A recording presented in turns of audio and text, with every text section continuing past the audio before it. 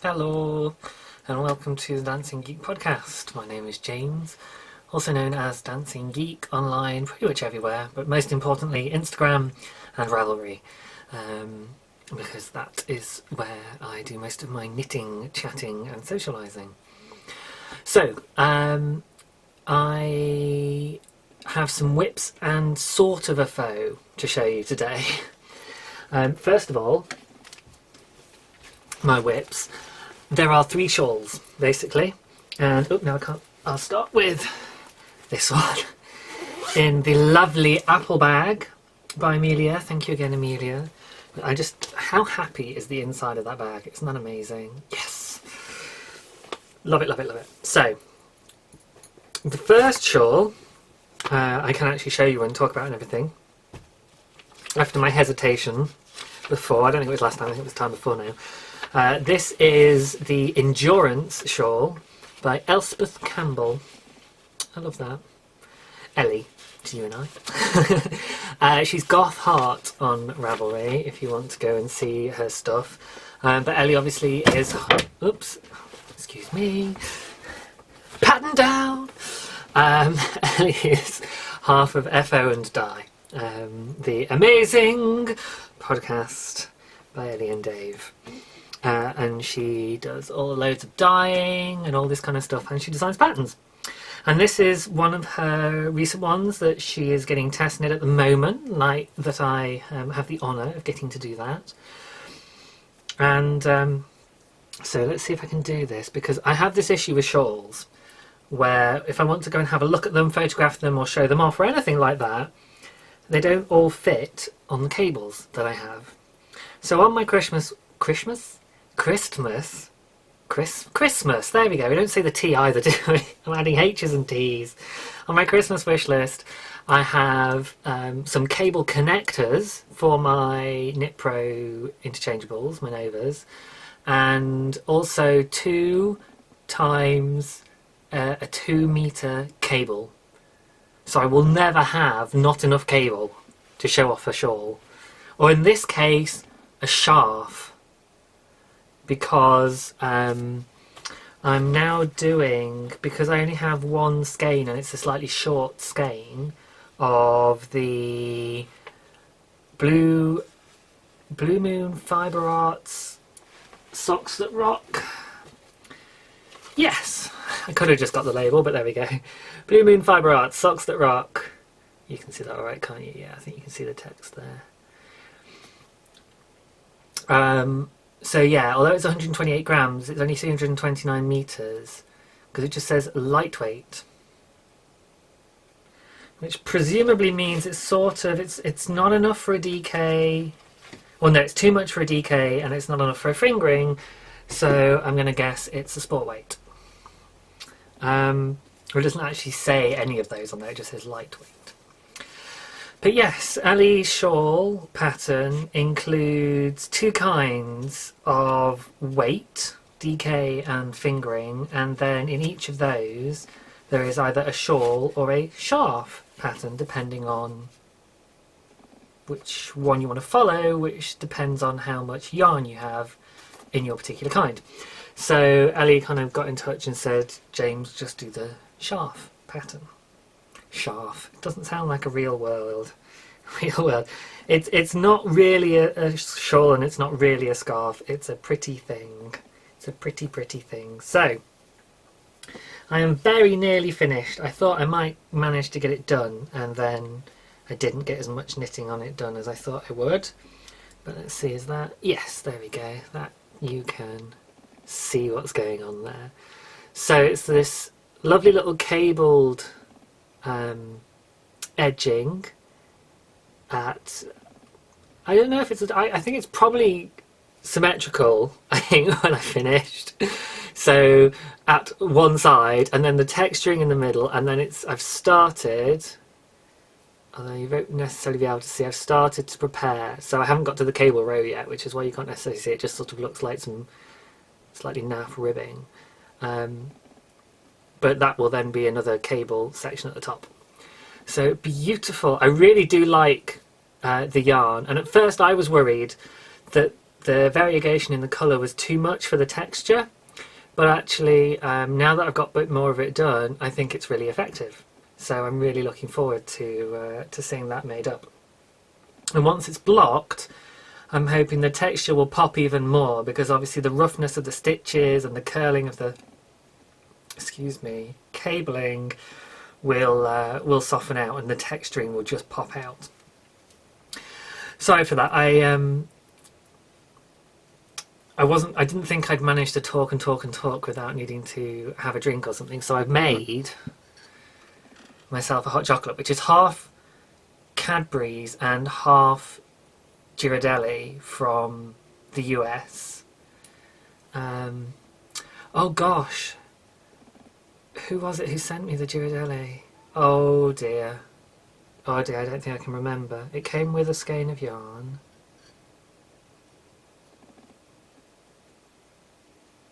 And a bag. I'm so sorry. It has escaped my mind who exactly sent me the Ghirardelli. Is that awful? I feel bad. But yeah, but I already started drinking the hot chocolate basically because it's really yummy.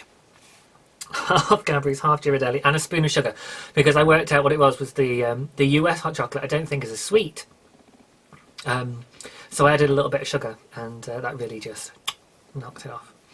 So that is Ellie's shawl, which I am very, very close to finishing, which I'm sure she'll be pleased to hear, because I have just a little bundle of yarn left, which I'm desperately trying not to manhandle too much so it doesn't fall apart. So let's pop all of this back in the beautiful bag. That's going to bug me, you know, who sent me the hot chocolate, because I can't place it. I remember it came with the skein of Malabrigo Rios, was it? In that kind of dark purpley colour. And I can even see, and there's an Instagram photo that they posted with several packets of them tied up in the little bits of yarn and next to some bags, kind of going, oh, some bags ready to go off. I just can't remember who. Can't remember the name. Oh, I just feel so ungrateful. I'm really not. I have misplaced. I'm going to have to go and, you see, now what I would do, what I want to do at this point, I feel like I have to go and, oh, what's it called in Catholicism? Penance, penitence, penance, I think it is, isn't it? You have to go and do penance. I feel like I have to go and do penance. And I would have to go and look at all the things that everyone gave me and write out everyone's name and what they gave me and feel guilty and chastise myself. And do you know what? I'm not going to do that. I'm just going to be okay with the fact that I am a human being and I forgot someone's name. Oh dear, we're getting into the psychological stuff pretty early today, aren't we? Never mind. So, one shawl down, 2 to go, and then the sort of faux. It is a faux, I just can only sort of show you it. So, the other 2 are the mystery knit-alongs that I'm doing. And so I'm going to do the usual, which is to give you the option of not being spoiled by it. I don't think anybody cares. But I'll do it anyway because I quite like doing the finger pointy thing. So skip to this time, and then you won't have to be spoiled. Okay. There we go. So, does anybody skip ahead? Well, obviously not you. So, the first one I've picked up is the Sword of a Knitter MCal, which is Josh. Josh is sort of a knitter, rather. The shawl isn't Josh. I've named my shawl Josh. Which is called Glaciation. I'm just going to have to unpack it slightly because it's connected to 2 balls of yarn. And you know what it's like when you've got a project midway through. It's all a bit higgledy-piggledy. I like that, higgledy-piggledy. So I can tell you quickly that the yarn is the Lady Persephone sock yarn, by Countess Ablaze, which is the green. It's one of her 12 Caesars collections. So every month this year, a different Caesar is the inspiration for a bunch of colourways. And this one was Nero, I think. This is from the month of Nero. I did wonder if she'd do Julius in July and Augustus in August, just because that's where the names of the months come from. Which is why, if you ever noticed and wondered, if you take those two out, and number the months from January, so it goes January, February, March, April, May, June. That's 1, 2, 3, 4, 5, 6. July is the 7th month and August is the 8th month. But if you take those two out, then the next month would be September, 7th month, Sept, October 8, November 9, December 10. Sept, Oct, Nov, Dec are the prefixes for the numbers 7, 8, 9, 10. So Dec as in decimal, decimate, all to do with 10, oct, octagon, that kind of thing. So if you think about quadrilaterals are 4-sided, pentagons are 5-sided, hexagons are 6-sided. That's your 4, 5, 6. 7 is sept, so it would be septagon, octagon, nonagon, decagon, and they are actual shape names, just not ones we tend to use. So yeah, so there you go. Julius and Augustus added in their months, or someone added in months named after them anyway, and they replaced the summer months. So rather than being born in September, I was born in July. Right, I'm ready now with my yarn. I'm not ready with the shawl because this one is even more difficult to get it to show because it is so on such a short cable and it's so beautiful. I want to really be able to spread it out. I was trying to show you this in the VKN last night and it took me about 5 minutes of fiddling with it to be able to show it. Hopefully I'll be a bit quicker this time, but not much. Here we go. Nope, nope, still not working. Bear with me. Bear with. That's for Linda. Mama Linda from Knitworthy. Let's see how this shows up. Okay, it's not perfect, but you get a bit of the gist of it. So yes, you can see the two colours. The grey is the You Can't Take the Sky From Me, which was from A Little Bit Sheepish. And that's .co.uk, because I think there is a littlebitsheepish.com, who is someone else. And then the green is the Nero one. I think it's Beware the Number 73 or something like that. I can't quite remember. But I'm not even sure if it's still available, so you wouldn't necessarily be able to go and get it, because obviously it was a limited edition. But what I'm trying to show you is that the little bumps, as it were, the grey bumps happen, and there's several of those. And then between them you have the green bumps, and then at the edge now, and I'm not quite finished clue 3, but at the edge you're starting to see these multicoloured stripes kick in. And I've just got a couple more sections of the multicoloured stripes to do. I think it's either a repeat of this or something very similar to extend it a little bit further. So there's not a massive amount left of clue 3. And I have quite a bit of yarn left. And in his messages, Josh had said, you know, oh, this is going to cut very fine to the amount of yardage. So I don't know if I'm a particularly tight knitter or if I've done something wrong in terms of my needle size, maybe, but I didn't think so. So we'll see. Maybe clue 4 is just like miles and miles and miles of knitting, or maybe the shawl is going to get so wide that it will use up the yarn really quickly. I do not know what is going to happen because it's a mystery knit along, but it's very exciting. And I'm really enjoying it now. I got over my grumpy stage. And I have made a couple of mistakes and what have you, but I've been able to just fudge them and get over it, as opposed to getting all het up. A big mug of hot chocolate always helps, doesn't it? And yes, in case you're wondering, it is nearly as big as my face.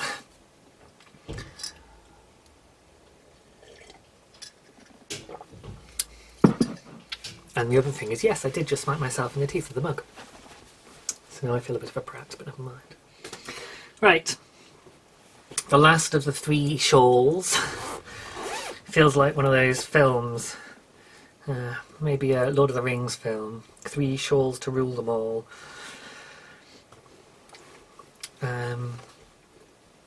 Who was it? Somebody claimed that I was doing some kind of director's cut by Peter Jackson in my podcast when they last like 2. I think that one was only 2 3/4 hours. Never mind the 3.5 one. That's my epic so far. Right, this one's a little bit easier to show, I feel, because I can just get a section in the middle, and that seems to show it off quite well. So 2 seconds.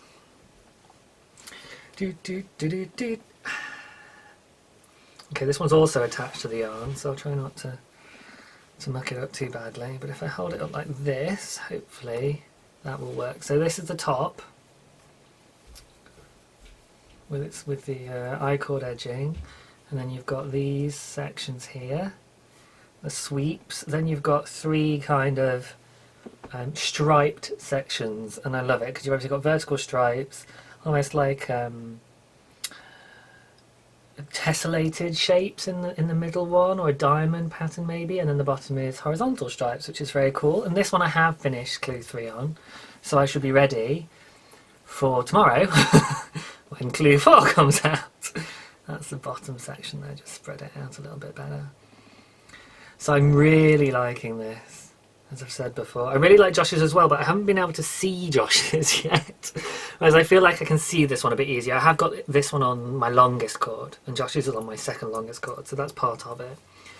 And also the pattern here is fairly standard. It doesn't change across the width, whereas Josh's does. Josh's variegates across the width of the shawl, you know, with the lumps and bumps and everything. So I haven't actually got to see it all laid out yet. I've seen other people's, and they do look really good, but I haven't sort of fallen in love with my own version of it yet. And I was very tempted not to wait till Christmas and just buy myself all the cables and connectors. And then I thought, no, I will be good. I will not spend more of my own money. I will just let other people spend money on me. And then I will try and get presents for other people. Speaking of, you may notice a distinct lack of any Christmas knitting in my whips. That's because I haven't done any.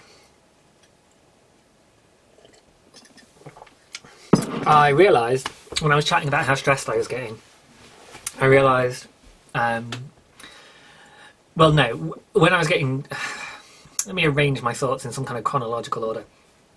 I was getting really stressed about what I should be knitting, what I shouldn't, what I wanted to knit, what I felt like I ought to be knitting, and I got really confused, and I was just like, ugh, I'm stressing myself out knitting these shawls, I should be knitting my Christmas knitting. Got it the wrong way round. So I went and I started to look at some Christmas knitting projects and pick yarn out and stuff, and my stress levels just went through the roof. And I was like, whoa, this is not good. And all kinds of expectations I was laying on myself, and all kinds of things about how it has to be perfect and the person has to love it, love it, love it. And I was like, whoa, whoa, whoa. So I started to try and knit a bakery bear, because I really want to make a bakery bear, and immediately ran into problems. It needs worsted yarn, I don't have any worsted. It's like, oh, can I use Aran or DK? Oh.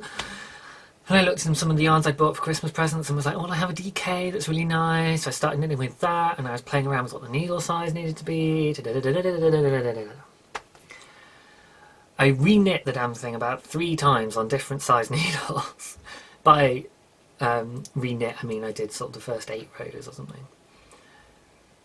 And just kept ripping it out and was going, this is so painful to knit, and it can't be that bad to knit a toy. So many people do it and enjoy doing it. It can't be stressful and painful.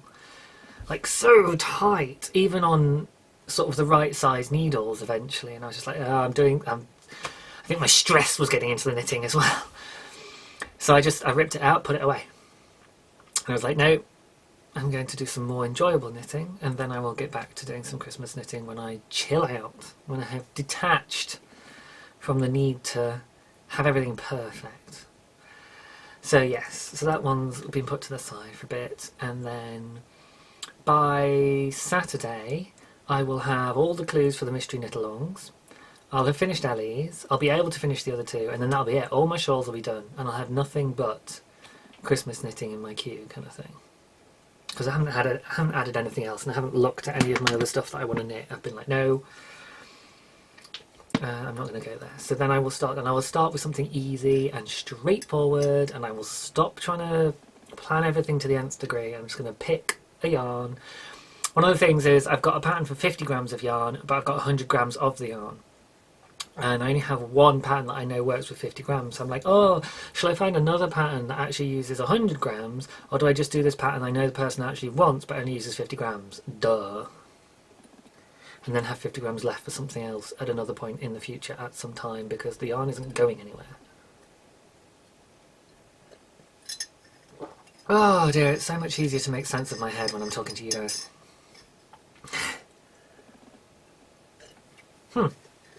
So yeah, and I have more on that later, but I shall save it, because I try and do things in sections.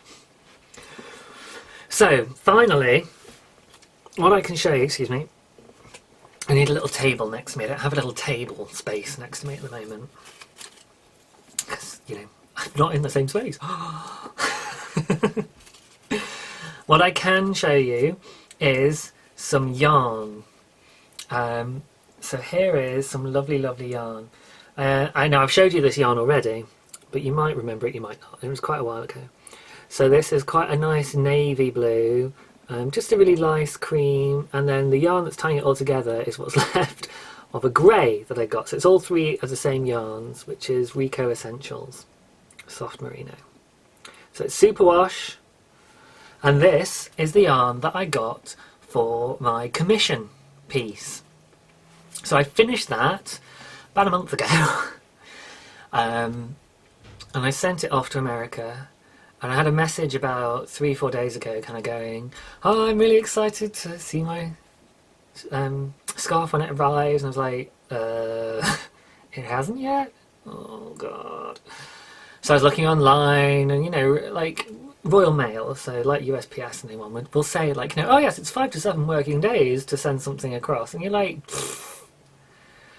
Okay, and then so I was trying to search for actual likelihood of times to take, but a lot of people were saying, yeah, it can take sort of 5 to 10 working days, and I was like, well, I'm over 3 weeks now, that's 15 working days plus.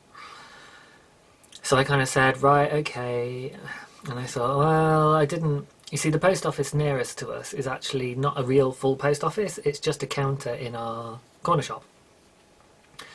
So the lady there didn't fill me with confidence. I didn't ask me, like, you know, do I want to send it recorded or anything, signed for, blah, do I want to track it or anything. No, none of those options were provided. It was just, okay, you're sending it to America, there'll be this much please, and stick a sticker on it.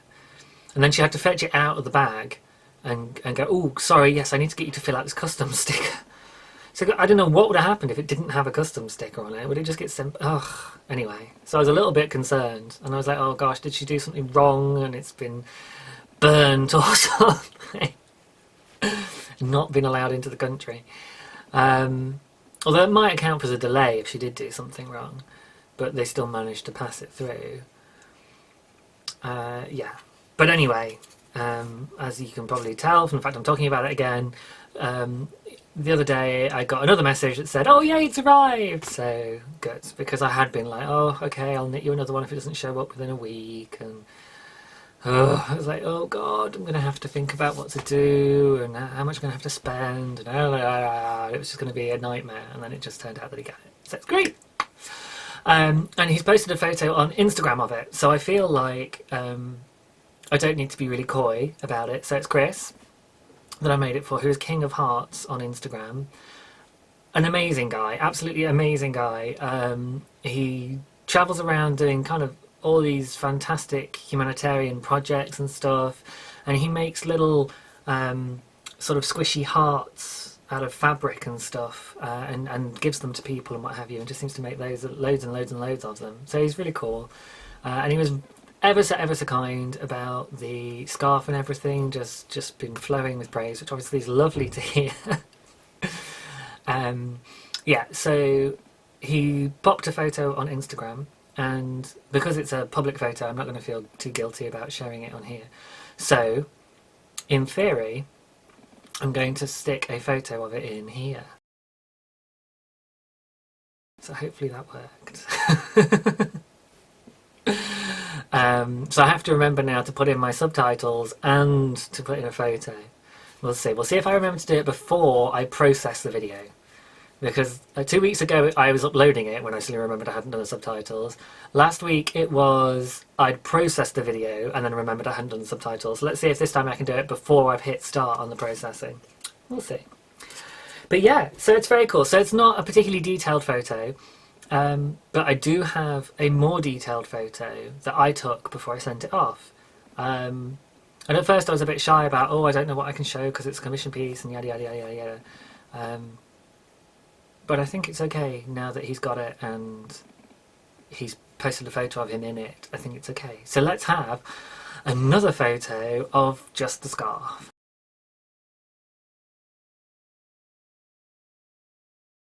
There we go. I'm doing the hand gesture, which you may or may not see because I might have edited it out, but I did a hand gesture in case you didn't see it. Because that's easier to spot when I'm editing. So if I see myself doing that silly hand gesture, that means I want to do some editing. That's also why I do the pointy fingers. And if I'm recording and I have a pause or what have you, sometimes I'll do another hand gesture whilst I'm having a pause. So I know, so I can just edit out a great big chunk in between hand. So I do all these crazy hand gestures to camera that you normally never get to see, but you might get to see them now. And yeah, you've always got to see the pointy fingers, haven't you? I'm forgetting that. So, that's my whips and FOs.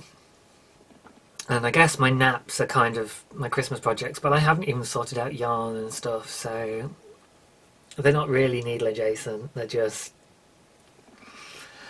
things I kind of want to do, but have kind of gone off at the same time. I do really want to make some toys, but when I looked at some of the patterns, they suddenly just looked difficult, and I was like, oh, this is harder work. I thought it'd just be straightforward, and it's not. Mainly because I don't have the right yarn, and I'm like, ugh, do I go yarn shopping just for Christmas presents? And I'm like, well, you know what, if I don't, I have to go buy Christmas presents, don't I? Well, no. If I don't, I will want to go and buy Christmas presents because the people that I'm considering knitting for, I very much want to get a present of some kind or other. And hopefully we'll be doing some kind of Christmas meal / celebration type thing with these people. They are family and chosen family people. So some kind of Christmas meal and type thing and party event will happen as opposed to just giving them a present and shaking them by the hand and saying ta-ta. But so in terms of money, because I'm, you know, I kind of done it. Okay, I'm not going to buy any more yarn now. I'm just going to work from stash. And I thought I'd have everything I can need. I'm looking over here because I'm right next to my stash at the moment. That's where I am. I'm in the little corner of my room, surrounded by yarn, which is an amazing place to just sit and chat with you. And I've got lace and fingering, DK and sport, Aran, chunky and bulky, or bulky and chunky, or bulky and super bulky if you're American, or whichever way it is anyway, in my different sections of, you know, the IKEA, oh, what are they called? Expedit. But not worsted. Now I know worsted can be substituted with maybe Aran or DK depending. But I also don't think I've necessarily got the appropriate yarn for making toys and stuff. So in the Bakery Bears pattern, it suggests some yarns, and I was like, oh, I wouldn't necessarily normally buy that kind of yarn. So I don't think I've got toy yarn, toy project suitable yarn in my stash, which surprises me because you'd think I'd have one of everything by now. But then the yarn world goes and says, ha ha ha ha, you fool! There is yet more yarn that you do not have. I do have a load of acrylic, and Aran and DK acrylics, so I could kind of do it out of that, but And I've even got a crate with wool, so maybe that wouldn't be so bad. And then some fairly decent sort of toy colours. I'm saying that now because I'm looking at my pile of acrylic that's sort of just in front of me. So maybe that would work. What do you reckon? This would definitely be something where I would really appreciate your input, because I have never done toys before. I have my bag of soft toy filling, in fact 2 bags of this thing, which still remains unopened and therefore fairly well contained in here. Just picked it up off the shelf in front of me. It's great. It's all here. I can pick it up and talk to you about it. But I've never done toys before. So people who have knitted toys before and have experience in this, I seek your wisdom. I beseech you to tell me what I should do, because I'm feeling a bit flummoxed and I think I need some support and direction to get some of my Christmas knitting done. And I would like to do toys.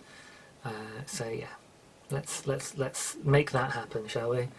I've got other stuff I can do that's a bit easier, but I'd wanted to get a toy done first, because I've not done that before, and the other stuff is stuff I've knitted before, so I wanted to do something I'd not done before. Hey ho! Right, I can't remember how I got onto all of that, because it's not in my notes. Right, that's whips and FOs. Oh yeah, because I was talking about the fact I hadn't done any Christmas knitting. So the next section, as usual, is Stash Love. And it is stash enhancement again this week, but I don't have to feel bad or roll my eyes, James, because actually it's more presents from lovely, lovely, lovely, lovely people. Just, oh, look.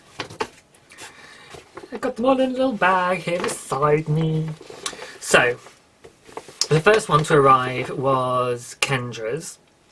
Kendra is Kendra KS on Ravelry, and she after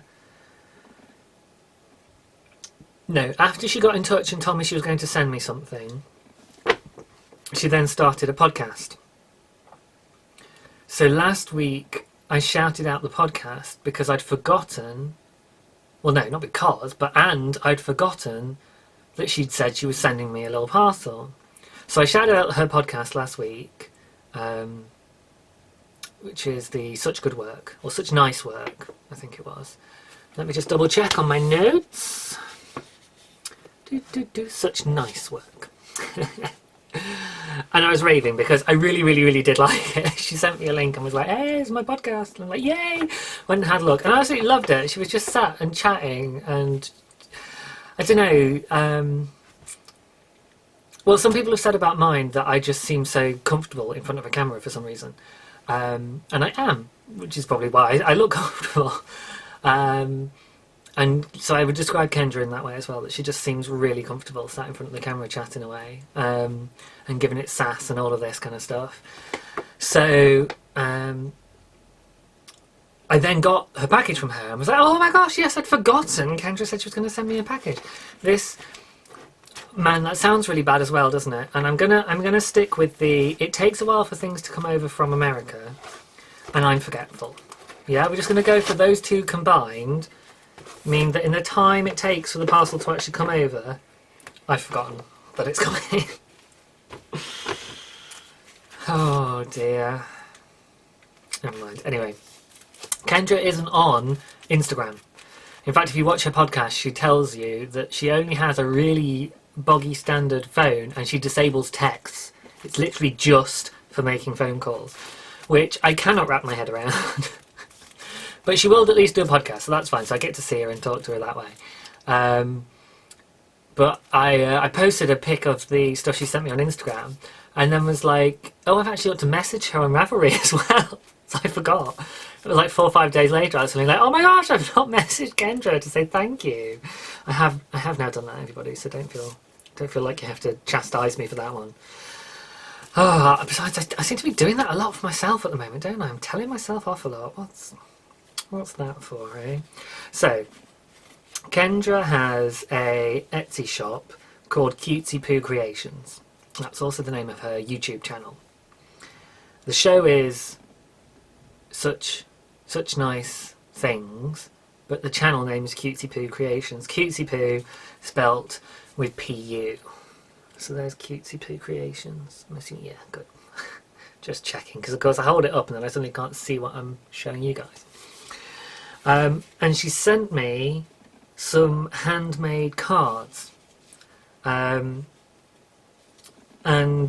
she sent me a card that she wrote in for me, which is absolutely lovely. It's all about pets.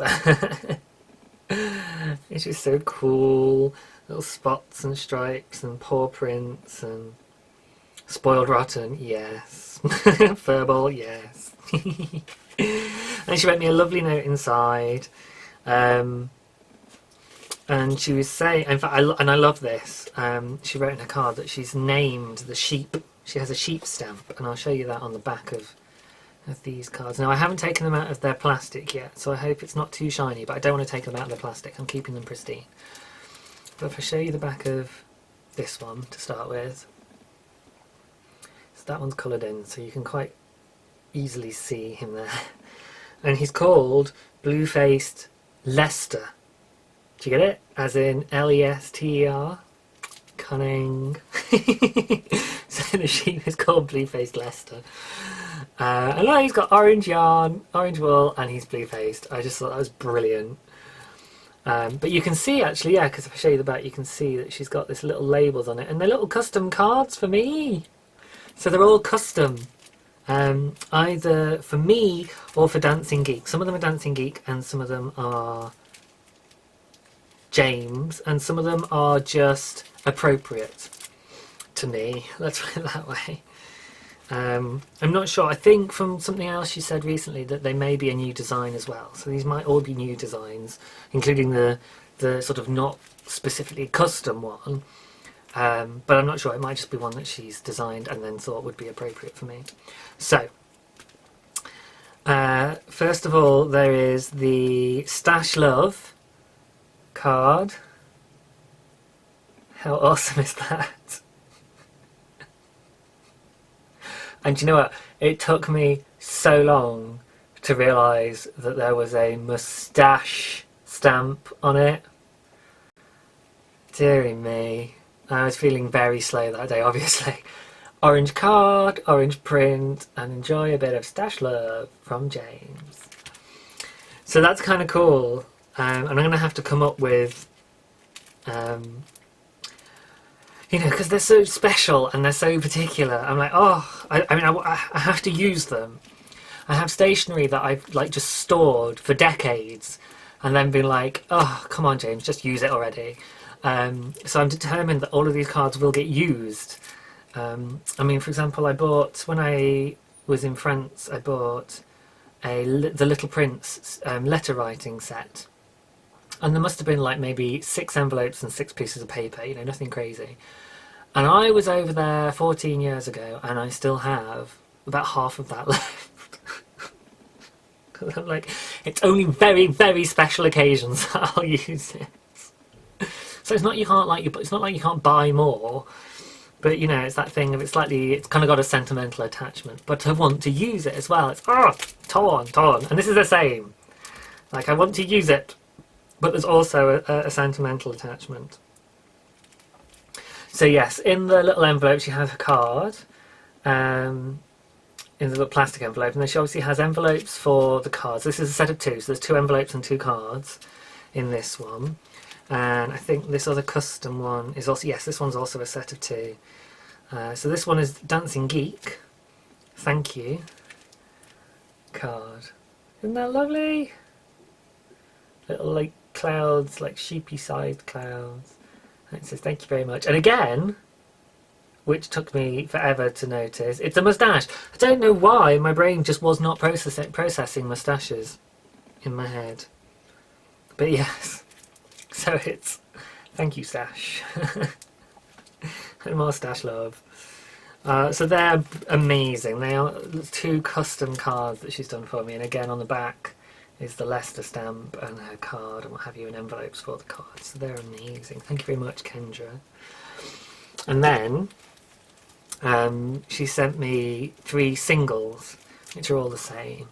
So I'll just show you that one there. There we go. So that's the Blueface Leicester stamp, but just the outline stamp with this amazing background, and they're all the same, all three of those. And it says on the back, "You," spelled E-W-E, "you rock the slouchy hat." Very appropriate. Very, very appropriate. And I just realised as I was doing this, and as I started to talk about them, I was like, I've decided to go hatless today for some reason. So, you know how it is. The one day you have something referencing the slouchy hat is the one day I'm not actually wearing it. But hey ho, I felt like a change. And I didn't hate my hair today. In the first episode, when I watch it, I hate my hair. I look at it and I just think, oh god, it looks awful. But it's also because it's recorded on my phone. So I'm hoping that this won't look quite as bad to me. I'm sure you guys just don't have any problems whatsoever, but you know, it's that kind of thing of, oh, I hate my hair, it needs a haircut. Oh dear, even I get self-conscious, guys, in front of a camera sometimes. But these are awesome, thank you Kendra, so thank you for all of my cards. How awesome are they? Very, very cool. So Kendra KS on Ravelry and Cutesy Poo Creations on Etsy. There we go, try and make sure the glare's not too strong. And again, actually what I'll do is I'll show you the card one quickly, because that's not going to have any glare on it. There we go. So hopefully you can make that out fairly well. I had a bit of a test with this setup and found that if I'm holding up yarn, which I will do in a second, I don't need to hold it right up to camera because you can see it goes dark there. Actually, if I hold it out here, you can see it better. So I'm going to try and remember to do that. But that was from Kendra. Oh, and nearly forgot. On the envelope that my card came in, she also on the back. How cute is that? She did a little kitty and then coloured it in orange. It's a little Rory. It's kind of a ginger colour really. It's actually not, it's sort of an orangey brown. So it's kind of like a light brown ginger type colour. Yay! That made me smile. So, sorry, I didn't just throw them on the floor. I just gently lowered them and they fell the last few inches. Promise.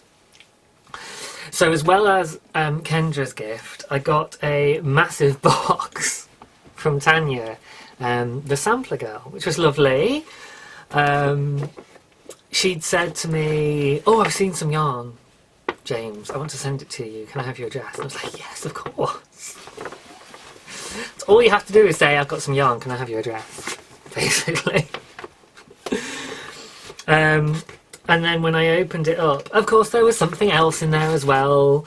That shouldn't be, that's not for showing me, that's something else, that's just some other stuff of mine.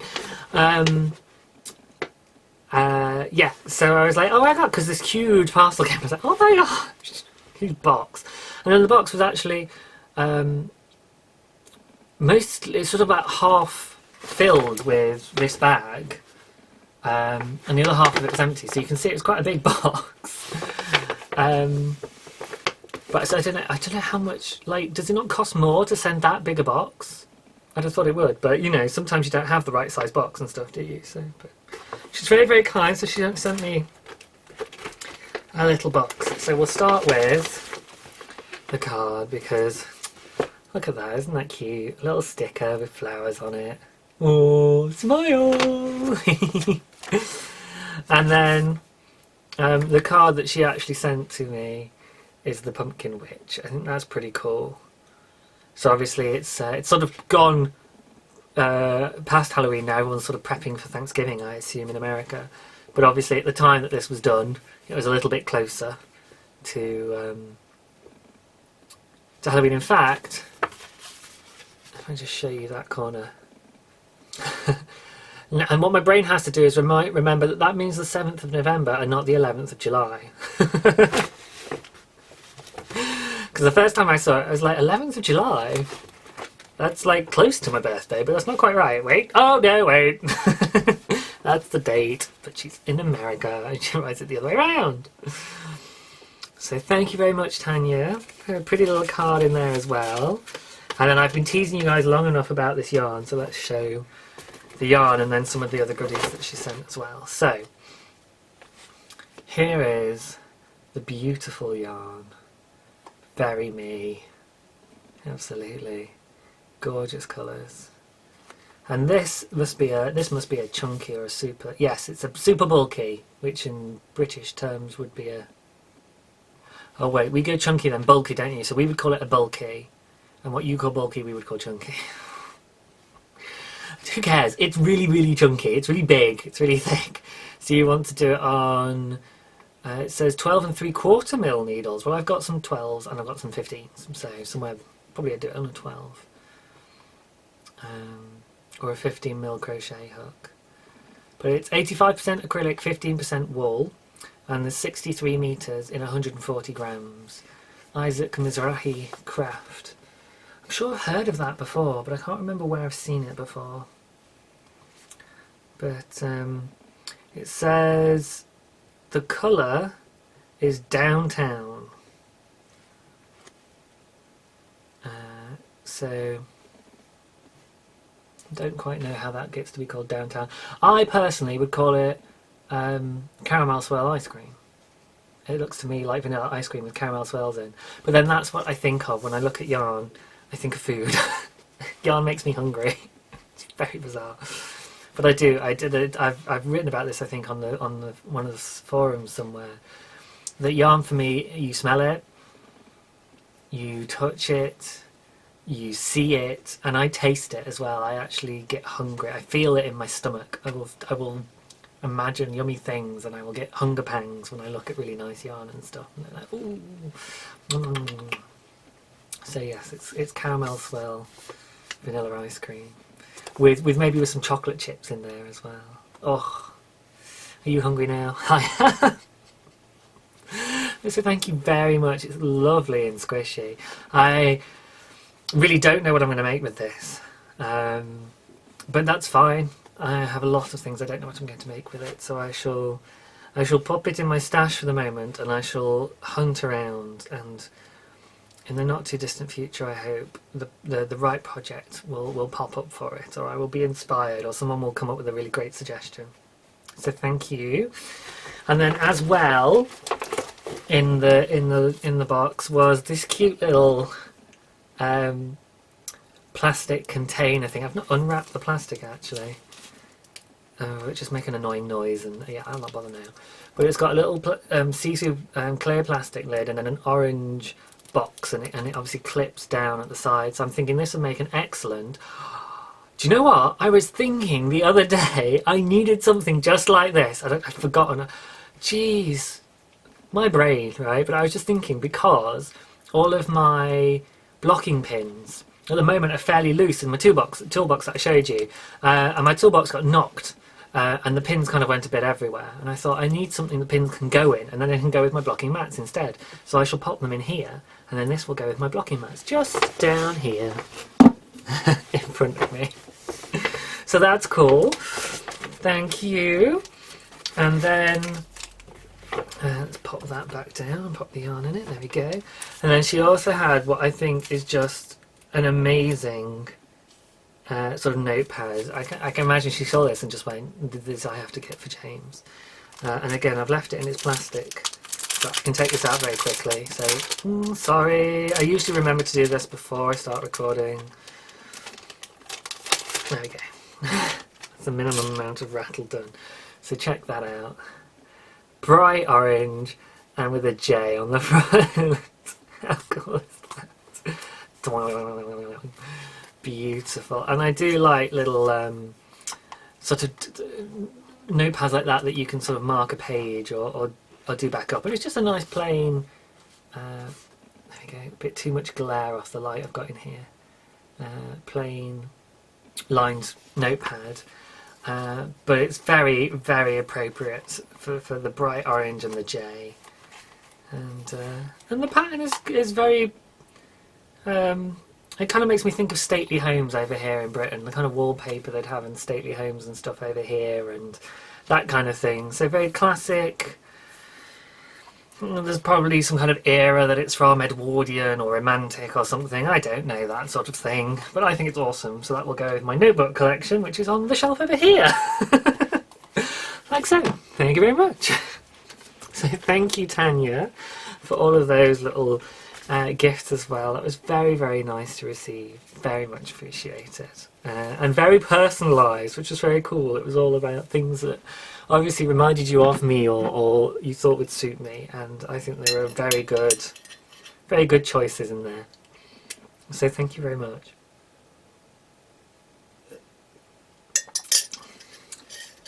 The last of the hot chocolate is gone. So, I'll save that one for there.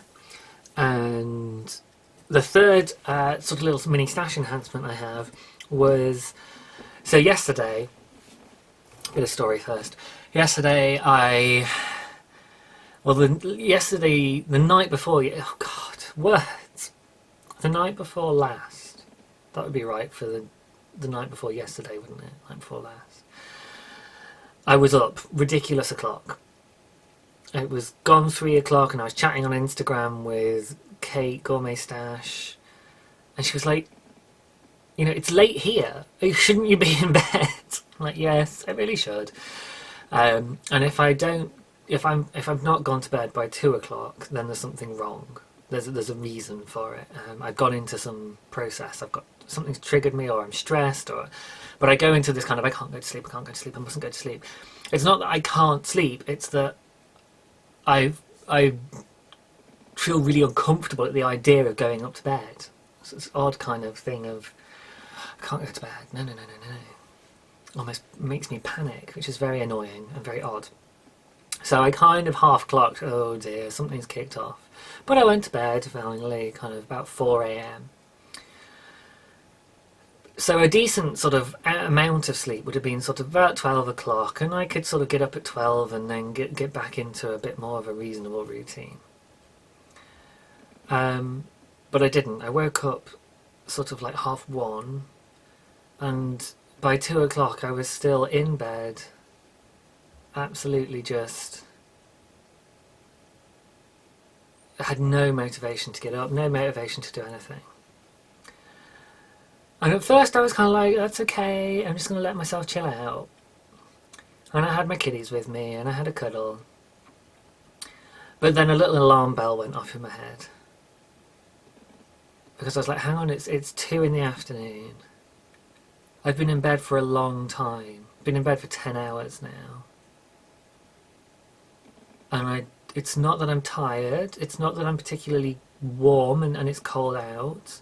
It wasn't particularly cold in the house, because the heating had been on for a good while, since the morning in fact, because we have the heating come on in the morning so the house isn't freezing when my other half gets up, and then it stays on for some of the morning to get the house up to a reasonable temperature for me to be in it all day. And so I was just like, hang on a second, no, something's wrong.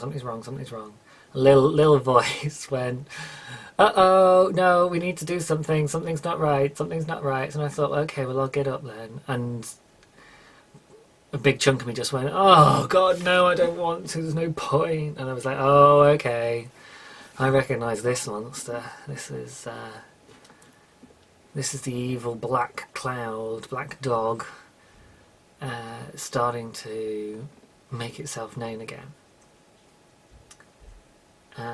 Which isn't a massive surprise, because I've been doing a lot of really serious work in therapy recently, and what that means is my levels, if you think about sort of levels and neurochemicals and all that kind of thing, my energy levels for doing that kind of work, they're bumped up by the medication that I take so that I can do that work and process what I'm going through.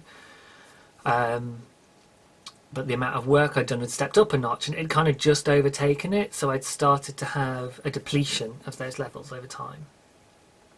And it was starting to have that impact of feeling drained, and I was just like, whoa, this is not good, this is going to spiral. So I forced myself to post a really naff selfie, so I filled most of the photo with Rory's face, but I was like, right, I'm going to stick a selfie on of where I'm at right now, which is me in the covers, going, right, I need to turn my day around. This is not good. I am starting to have depression come on. This'll spiral down into depression full on if I'm not careful. I was like, step one, get out of bed. So as soon as I posted it, I was like, okay, I'm going to get up now. I'm going to get out of bed. This is going to be good. So I got out of bed, and I just already felt so much better from having posted to Instagram. And then basically immediately floods of comments came in. I mean, if you ever needed a supportive community, my gosh, you guys on Instagram are amazing. Just flooded with such heartfelt comments, people with empathy, knowing that feeling, sharing that feeling with me, you know, sharing that kind of, you know, I know what it's like, we know where you're at, you know what to do, come on, you can do it, supportive, keep it up, go for it, you're worth it, you deserve it, all of these kind of things that just really bolster you. And it's tricky if you're somebody that hasn't had depression or mental illness. Some of the things that you're inclined to say to somebody who has mental illness, or more specifically when they're in the middle of suffering from an episode of mental illness, because like talking to me normally about depression, you can say pretty much what you like and I'm just going to be like, yeah, whatever, I don't really need. But when at that point in time I didn't need to hear somebody kind of going, you know, oh come on, buck up, it's not that bad. Oh gosh. And some people do come out with these awful things, and they're well meant, they're so well meant, but they're massively ignorant of what is needed and how to support somebody in that situation. But of course, all these amazing people who knew the right things to say were piling in with all these amazing comments. So I got up, and step two was to have something to eat, so I posted a photo and people were like, yay, well done. And then I got dressed, I had a shower, took my meds, got dressed in some nice clothes. I'm wearing the same jumper again today. And then took a silly selfie, so a big smiley happy selfie. And then I went out. I wore my knitwear, I wore my Bartley cowl and one of my hats, and I went out for a walk. And there's a park and woodland. It's a very small wooded area. It's more like a little copse almost. And then a reasonable sized park grass area with people take their dogs there, and there's a little children's play area, that kind of thing. So I went for a walk, walked down to that, it's only down the road literally, and went for a walk around that and posted a photo of me grinning in the sunlight and just being very satisfied. So that was amazing. It really turned it around.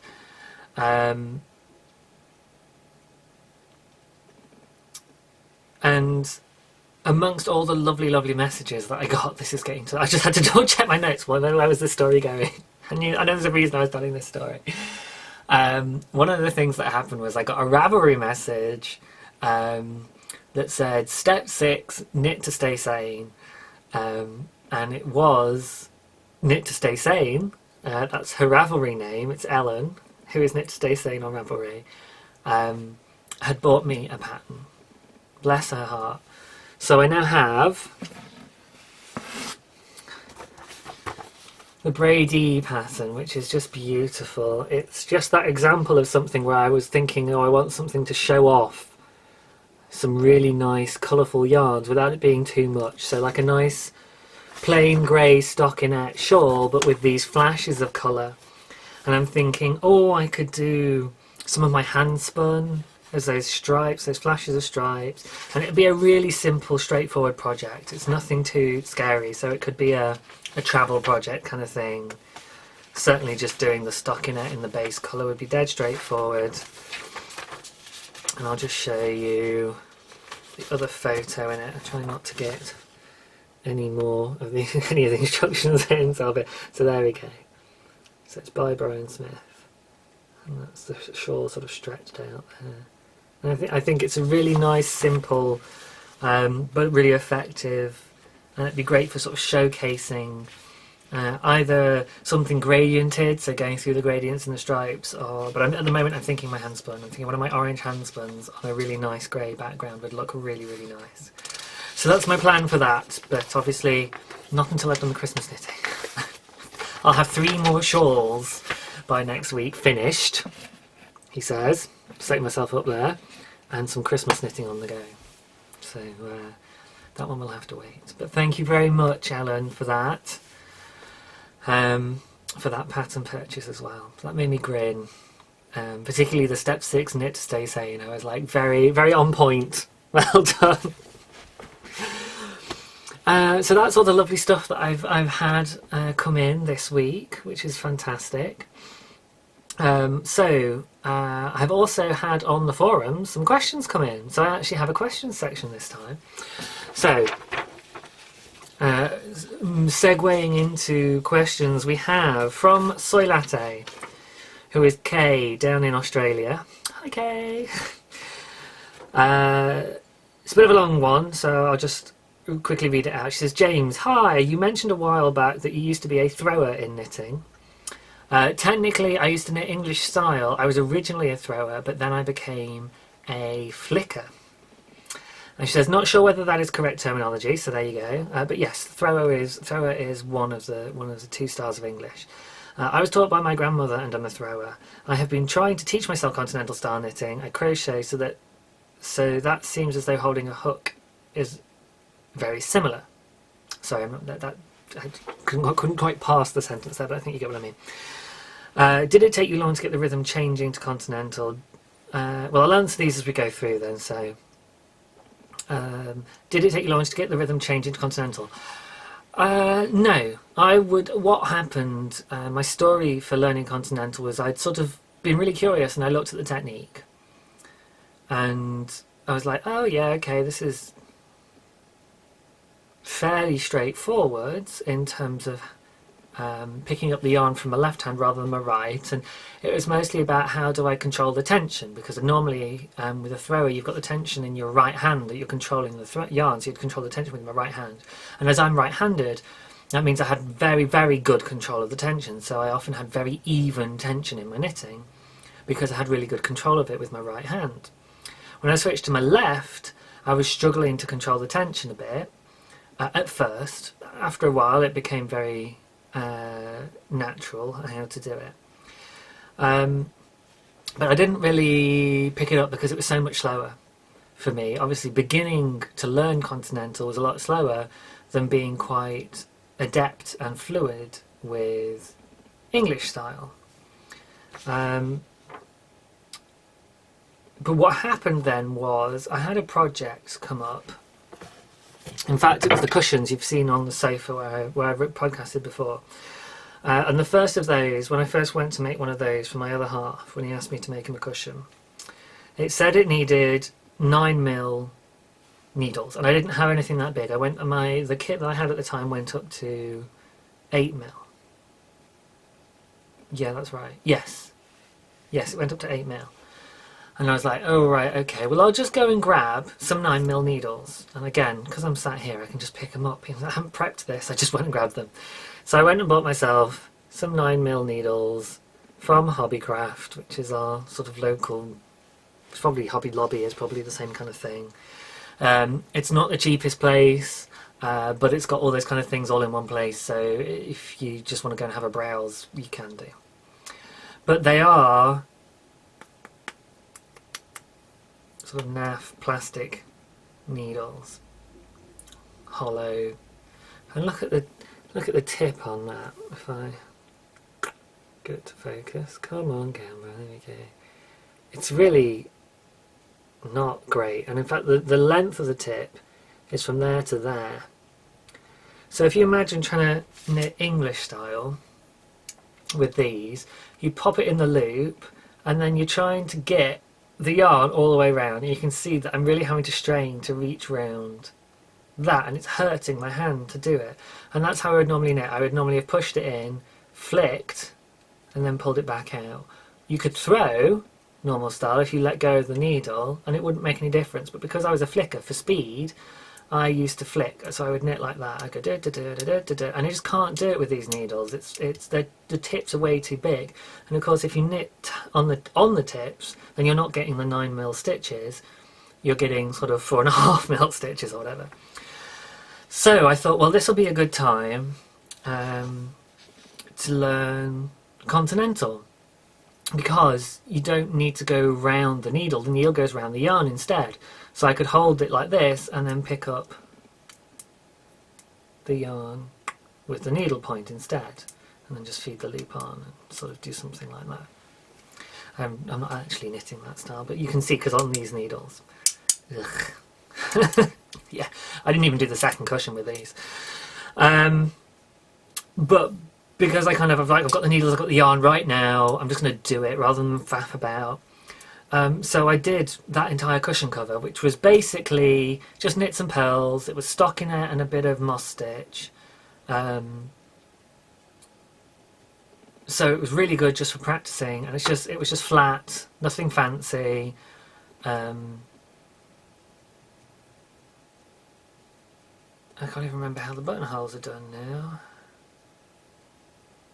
I think it's like a yarn over. I think that's all it is. It's like a yarn over, and it stretches enough for the buttons to get through. So it wasn't anything tricky that I had to do, like casting on and casting off or anything like short rows or anything like that. It was really, really straightforward. So it was great for just learning a different way of knitting.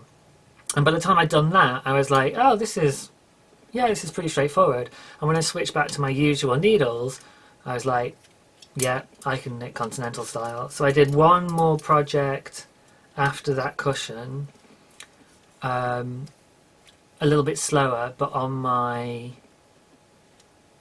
metal needles this time, on my Nova interchangeables. And it may even have been the second cushion, because I started trying to knit the second cushion using an acrylic wool mix. The first one was pure merino. The second one is an acrylic wool mix, because my other half was like, yeah, I don't want it to be expensive.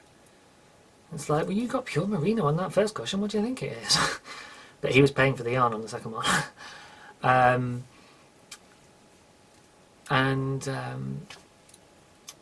What was I trying to say? Oh yeah, so, and the acrylic on plastic needles is not a good idea. That was painfully hard work, and literally painful in places, because I couldn't get the yarn to move on the needles, so I was tugging away and straining to get the knitting done. So I'm trying to put these needles away in my little wrapped holder thing as well. This is basically one of the first things I knit. I just grabbed some spare yarn, knit a rectangle, and then I've been using that to hold my sort of straight needles ever since. But yeah, so when I did sort of a bit of the other cushion, and then I bought some jumbo needles for my Novas and switched to that. And by the time I'd finished the second cushion on my metal needles, I was whizzing away. And it's fine. I stuck to Continental ever since, because by the end of that, the speed increase was there. And I thought, well, if I keep practicing and practicing and practicing, I'll get much better. And it's made such a difference, and people now have commented on how fast I'm knitting stuff up. And part of that is practice. Part of that is the number of hours in the day in which I do knit. And part of it is the speed from learning continental style. You know, people that say, oh, there's no difference, I would argue aren't as proficient at continental as they are at the other styles, basically, because it is just quicker. The other thing as well is your technique within those styles. So like throwing versus flicking. You can do English style where you have to take your hand off the needle, and then you have English style where you flick the yarn. So I never let go of my needles when I was knitting English after I sort of had some practice. So that was fairly quick. It was like da da da da dun, da da da dun, da da da dun.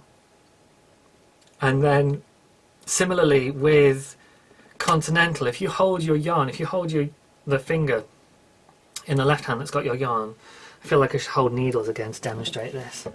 Let's get some of the nicer ones out there. Where's the... oh, here we go. Excuse me. Props time. Some bamboo ones. Oops, I'm throwing my paper on the floor now. Never mind, I'll get that in a second. So the English style, you either let go and turn, so you can see the kind of speed in there. All I was doing was kind of going da da da da da da da da da da. I can't really do it because I had this action where it went into the stitch, and can you see I would swing my needle off the stitch, so it would kind of go under my finger, da, da, da, da, a bit like that, and swing this needle off of that hand and then pull it back through with the bottom fingers whilst the top finger just did the work. So that's a bit quicker. And then with continental, if you hold this up really high, then you have to kind of go into the stitch and then sort of ferret around for the yarn, pull it down and pull it through the stitch. But I watched a video on speed knitting by somebody who was the world's fastest knitter at the time. Obviously it changes from year to year kind of thing. And she gave loads and loads of tips, and one of the things was keeping that finger right next to your needle. I don't always, sometimes I start to try to gauge the tension and my finger wanders off somewhere and I slow down as a result, so I know that I have to tighten it up or get myself tidied up again and keep my finger low. Because what happens is then actually to get the yarn you literally go in, flick and out, and it's that tiny a movement that you can do. Yeah? So if you imagine churning away, they can do like 3 stitches a second. 1, 2, 3, 1, 2, 3, 1, which obviously is insane. But I can get about 1 stitch a second quite easily. Yeah, that kind of movement. Whereas if it's bigger, you're doing all of this. So again, you might go, oh, but look, I can do English this speed, and continental is like a bit slower actually, or about the same. It's like, yeah, no. Learn to do continental small, with the tension, with the yarn just running through your fingers. So she was saying to go over, under, not to wrap or anything, nothing like that, and you can just sort of squeeze your finger slightly if you want to increase the tension. So it's all technique that you have to play around with, and I did play around with it all, but the result is that you can improve your knitting speed a lot. So I would say it is worth, if you knit a fair amount, or you would just like to knit quicker, Dave, technique is what will do that.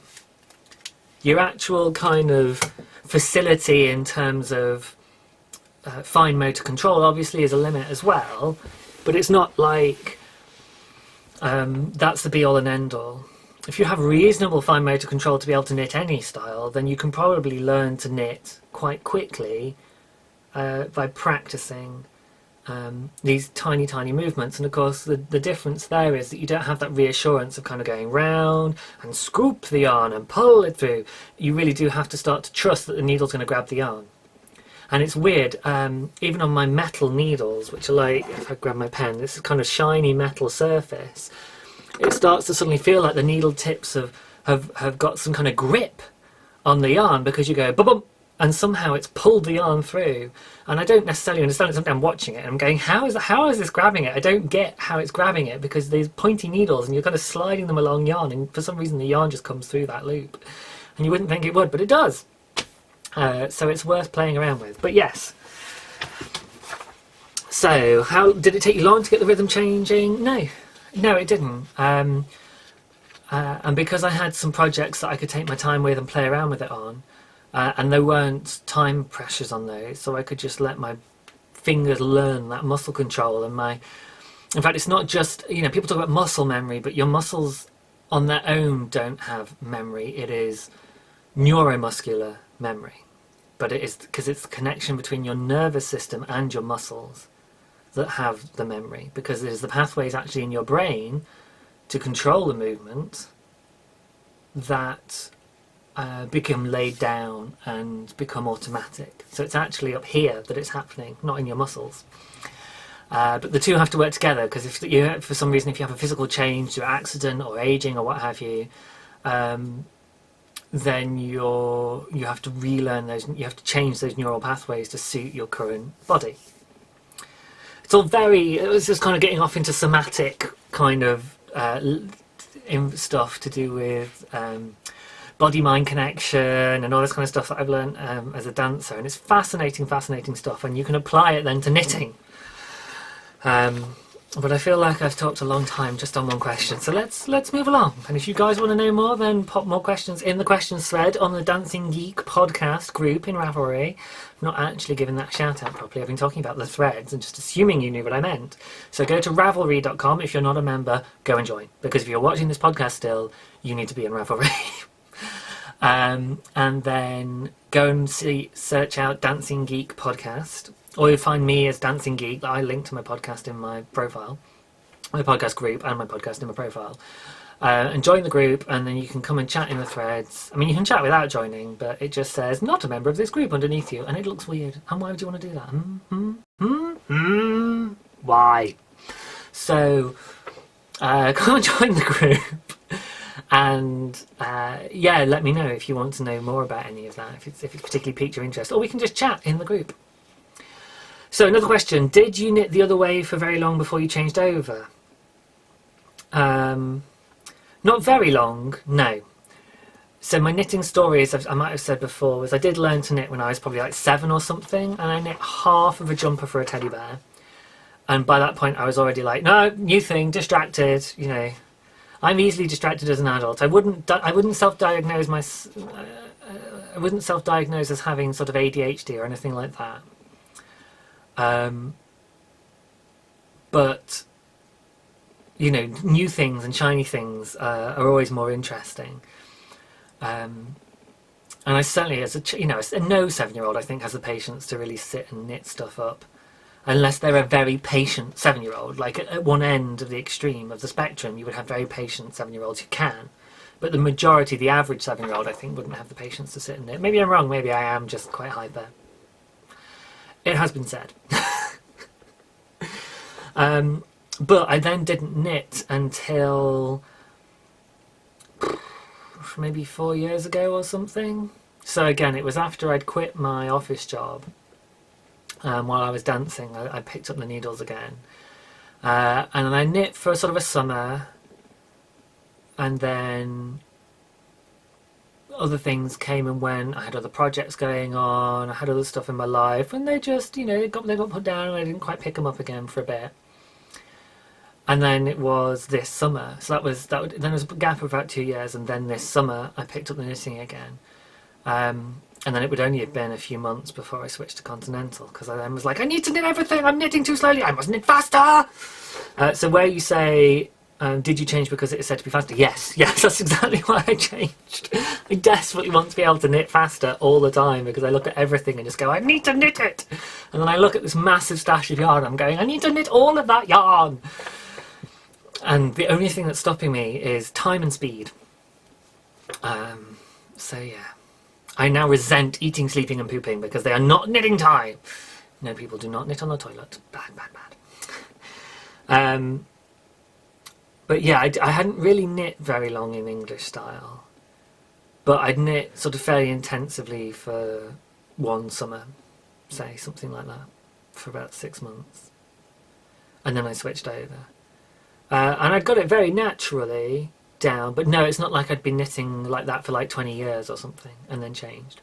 But I would say, if anyone has been knitting like that for decades, or not even that, but it feels like, oh, I've been knitting this way for so long I couldn't change, that's nonsense. Yeah? So a little bit of neuroscience for you, a little bit of anatomy and how the brain and body works. There is such a thing as neuroplasticity, so you can go and Google that if you like. And that's basically to do with the fact that our brain is always capable of change and learning. So some of the extreme examples are people who have serious brain trauma and regain the ability to do things even though they've lost the parts of the brain that most people use to do that function. So for example, speech or motor control. You know, you have these people that have these horrendous accidents where, you know, that something maybe goes through their skull into their brain and destroys part of their brain, just kills part of the brain.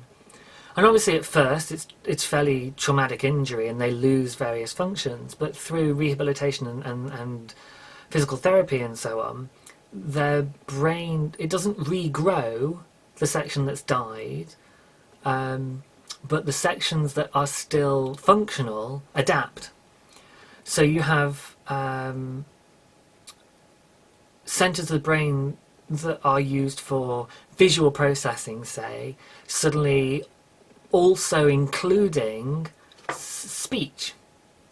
And it's this crazy kind of way of thinking about it, and you kind of think, oh, how would that work? How would that work? But it does. The brain somehow just manages to cope and change massively. And And it's so interesting how all of these happen. You can people who are born blind and how they're the visual centre of their brain. If that's functional, but the eye isn't functional, or the optic nerve between the two isn't, so the brain is intact and fully functional.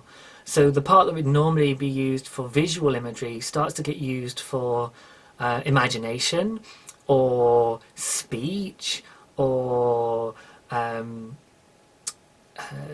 proprioception, which is your ability to interpret the 3D world around you through your body. So, for example, an example of that is if you close your eyes and then stick your hand in front of you, you know where your hand is. You can't see it, but you know where it is, and you move it around and you have a sense of where your hand is in the space. Yeah, that's called proprioception. We have more than 5 senses, guys. 21 at the last count that I heard about. But anyway, I'm getting distracted about neuroplasticity. I just find this stuff so fascinating. But basically the upshot of that is that at any point, at any age, your brain is capable of changing these things. And it's just about learning is a habit. Yeah? And so you kind of think about how muscles, if they're not used, they atrophy and what have you. And I've already talked about how muscles aren't just muscles, they're neuromuscular systems. And it's that brain-muscle connection. So if you don't use your muscles, not only does the muscle tissue atrophy, as in shrink in size, die off, doesn't get used, it goes away, because the body is efficient like that and reclaims rather than keeping parts of you alive that aren't needed. But also the neurological connections involved in that atrophy as well. And sometimes various neurological systems atrophy to the extent that they die. They cease to exist. And that happens physically as well. Parts of the spine in some people fuse over time because they never get manipulated and stretched. And the bone physically fuses. It's usually a vertebrae, a disc of some kind, and then a vertebrae, and actually they can be confused. So it's just the two vertebrae fused together, and there's no longer any movement. The bone is joined onto the bone. And you can lose, so you irreversibly have lost function there. You know, there's not really the surgical skill to replace and renew that I'm aware of anyway. And there may be one day, but neurologically that happens as well. You completely lose that function. But in other cases, it just requires reawakening. So guitar players, if you imagine people playing guitar, I'm strumming with my right hand here, you can't really see, it just looks well dodgy down there. Strumming with my right hand. But it's the left hand I'm interested in. Guitar players will make kind of chord shapes with their hand. And what can often happen is that these two fingers are used always at the same time. And what happens is the neuromuscular pathway for that becomes fused. And they actually can't move those two fingers independently. This is real, guys. Well, I read it in a book, but it was a serious book. It was a non-fiction book. And they have to go through exercises where they kind of move one finger separately from the other, or hold one down and move the other around, and so on and so forth. And there's already like tendon connections between these two, if you know about all these crazy things, like if you hold, what is it, is if you hold that one down you can't lift that finger up and stuff like that, and it's really weird, you can't take that finger back. It moves, but you can't lift it back. It's all weird things, you guys know, like, and if you put your hand on a table like that, is it that one? Yeah, it's that one. So if you put your middle finger on a table like that, you can't lift your ring finger. And it's to do with the fact that it's one tendon that splits to those two fingers. So if that one's stretched, this one then can't contract. You can move your finger, but you can't lift it. And you can't. You can't do it because they're connected physically. And no amount of brain power is going to change that. But this one is neurological. And with practice, they can learn to separate the movement in their two fingers again and have four-finger movement again. And all of this burble is just to say that you can learn. Your body can change, your body can adapt, your brain, your neuromuscular system is always able to change, and is always changing, in fact. We are so habitual in our movements, and our brains are designed to follow those same systems because it's easier, it's more efficient.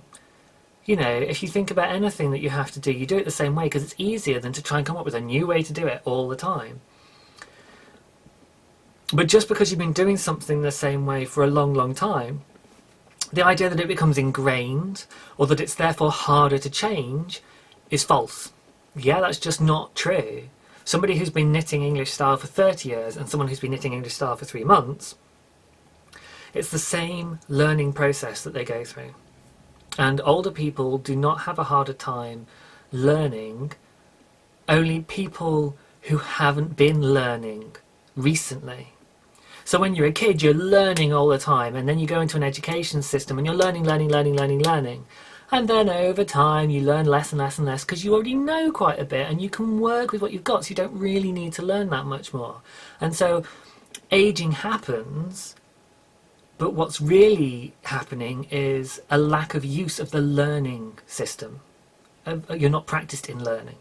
So that's why it becomes more difficult, not because you're older, but because you haven't been as practiced at learning things.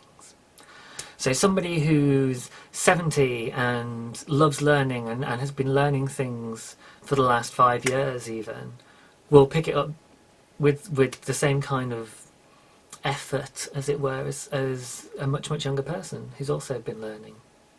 Anyway, rant over. You can do it. And it's an amazing workout for your brain. And if you do it, then you can do 2-finger colour work. Yeah? You might have seen about that, where you have 2 different balls of colour, one on each finger. If you know how to knit with both fingers, you can do colour work that way. You can obviously do it over 1 finger and all this, and some people do. Bunnyfish, Heather, recently showed a little shot of her doing some colour work off the same finger. But, you know, it's an option. And if you hurt your hands, you can switch which hand you're knitting with. Okay, so there we go. I'm a loose knitter and have been practicing on socks. They're all knit stitch, which would be easiest to learn first, and I've noticed my tension is definitely firmer than the first sock. Well, yes, I wouldn't recommend changing knitting style partway through a project or from one sock to the next. I would change for a whole project and be consistent, because it's very, very normal for your gauge to change and be different between 2 styles of knitting. Not sure whether I am too old to start learning this. Well, I've answered that already, no. Muscle memory plays a large part in lots of things we do, thinking my muscles might be past it, lol. Well, I responded in the thread to say no, and I went on a bit of a rant and said, you know, the nervous and muscular system only really withers with lack of use, not age. And there we go. So I'm sharing that with all of you guys as well, to say, go and boost your neuromuscular system, and you will be surprised once you get the brain learning again. It becomes easy. It's great. And yes, I am still a young thing, although I'm older than some. But I know if I'm not learning, I can feel it. And that's the same if I've not been dancing for a while, if I've not stretched for a while, if I've not done something. So yoga people out there will know what I'm talking about if you had a break. And if you do it regularly, even a break of a day or 2, you can feel it. You become sluggish, you're not quite as fluid, you're not quite as quick to find what you're trying to do. And the same thing with the body and the brain. The brain is in your body. The brain is part of your body. Your nervous system is part of your body.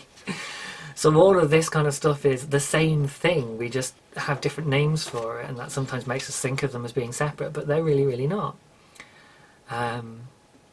And I can tell if I've not been learning for a while. I start to go sluggish-brained. So I'm always trying to learn. It just keeps me alive, keeps me fresh. Okay, the other question that I had come in is from Anonymous76 on Ravelry, but I checked her profile and it does actually say her name is... Hang on a second. Where did I write down your name? I know I saw it. Oh, did I write down the wrong person's name? Are you Ellen? And I've written Ellen next to Knit to Stay Sane instead. Oh gosh. No. Okay. Note fail.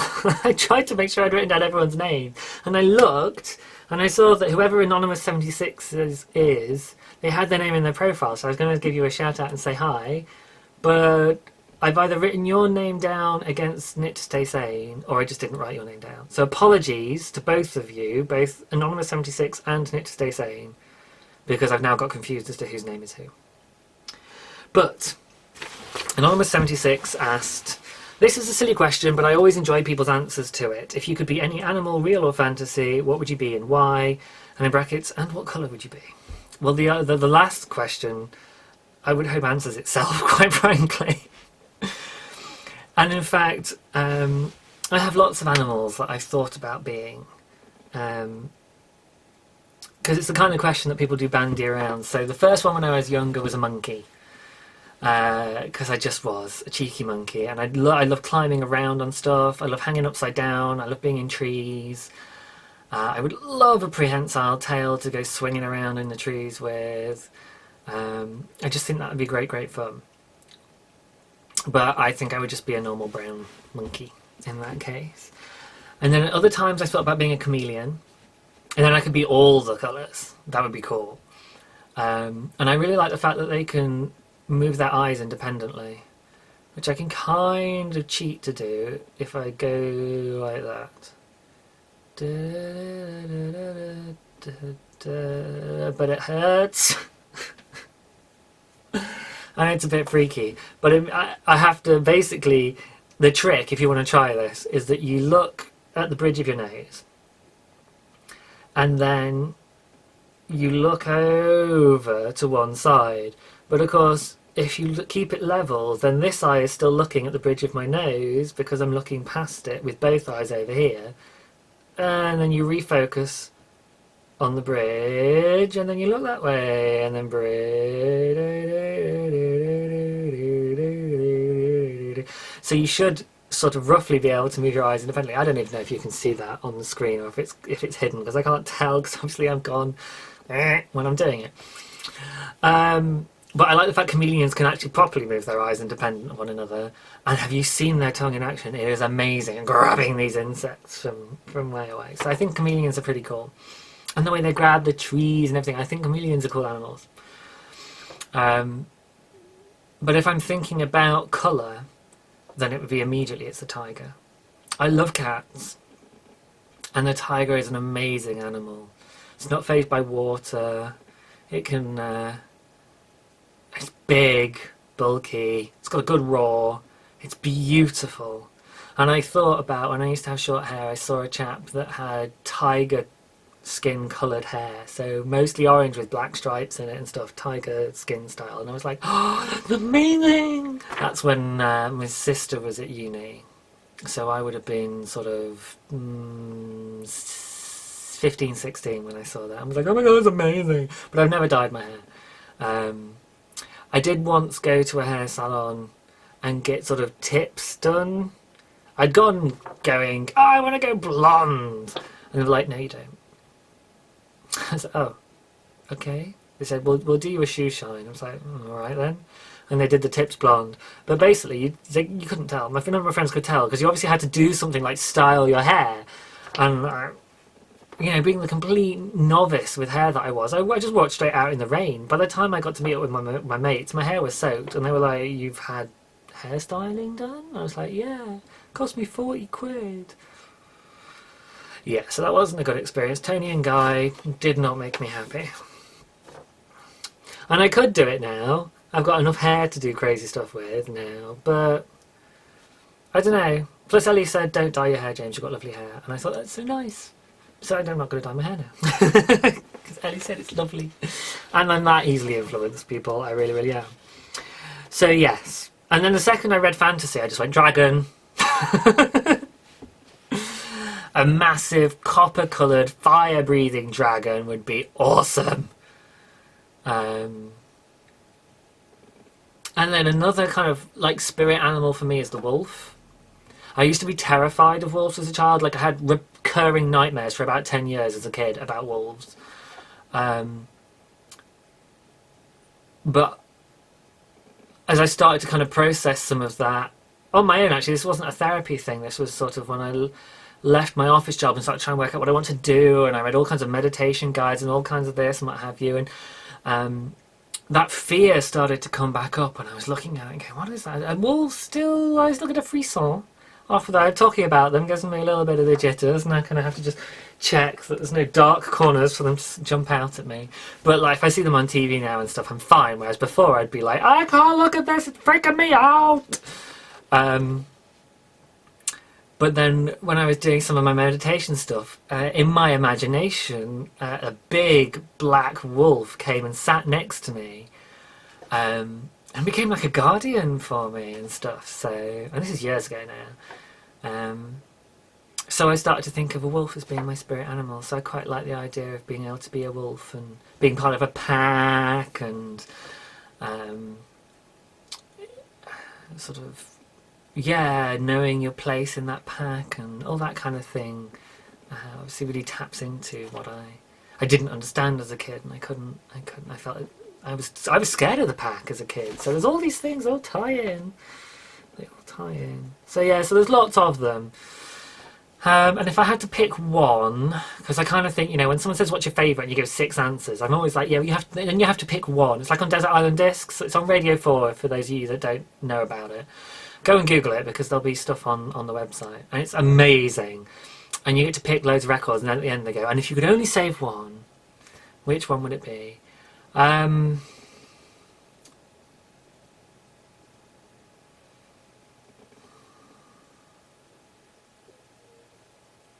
It's either a tiger or a dragon. I'm going to go with tiger, because I would love to know what it's like to be a cat. I would love to be a cat. I already think I quite am like a cat. I quite enjoy lounging along the back of our sofa, not on the sofa, but on the back of the sofa, lying along there. That's a very cat thing to do, those kinds of things. And pushing people off. Our cat was sat on the back of the sofa and I had to really resist the urge to just go push.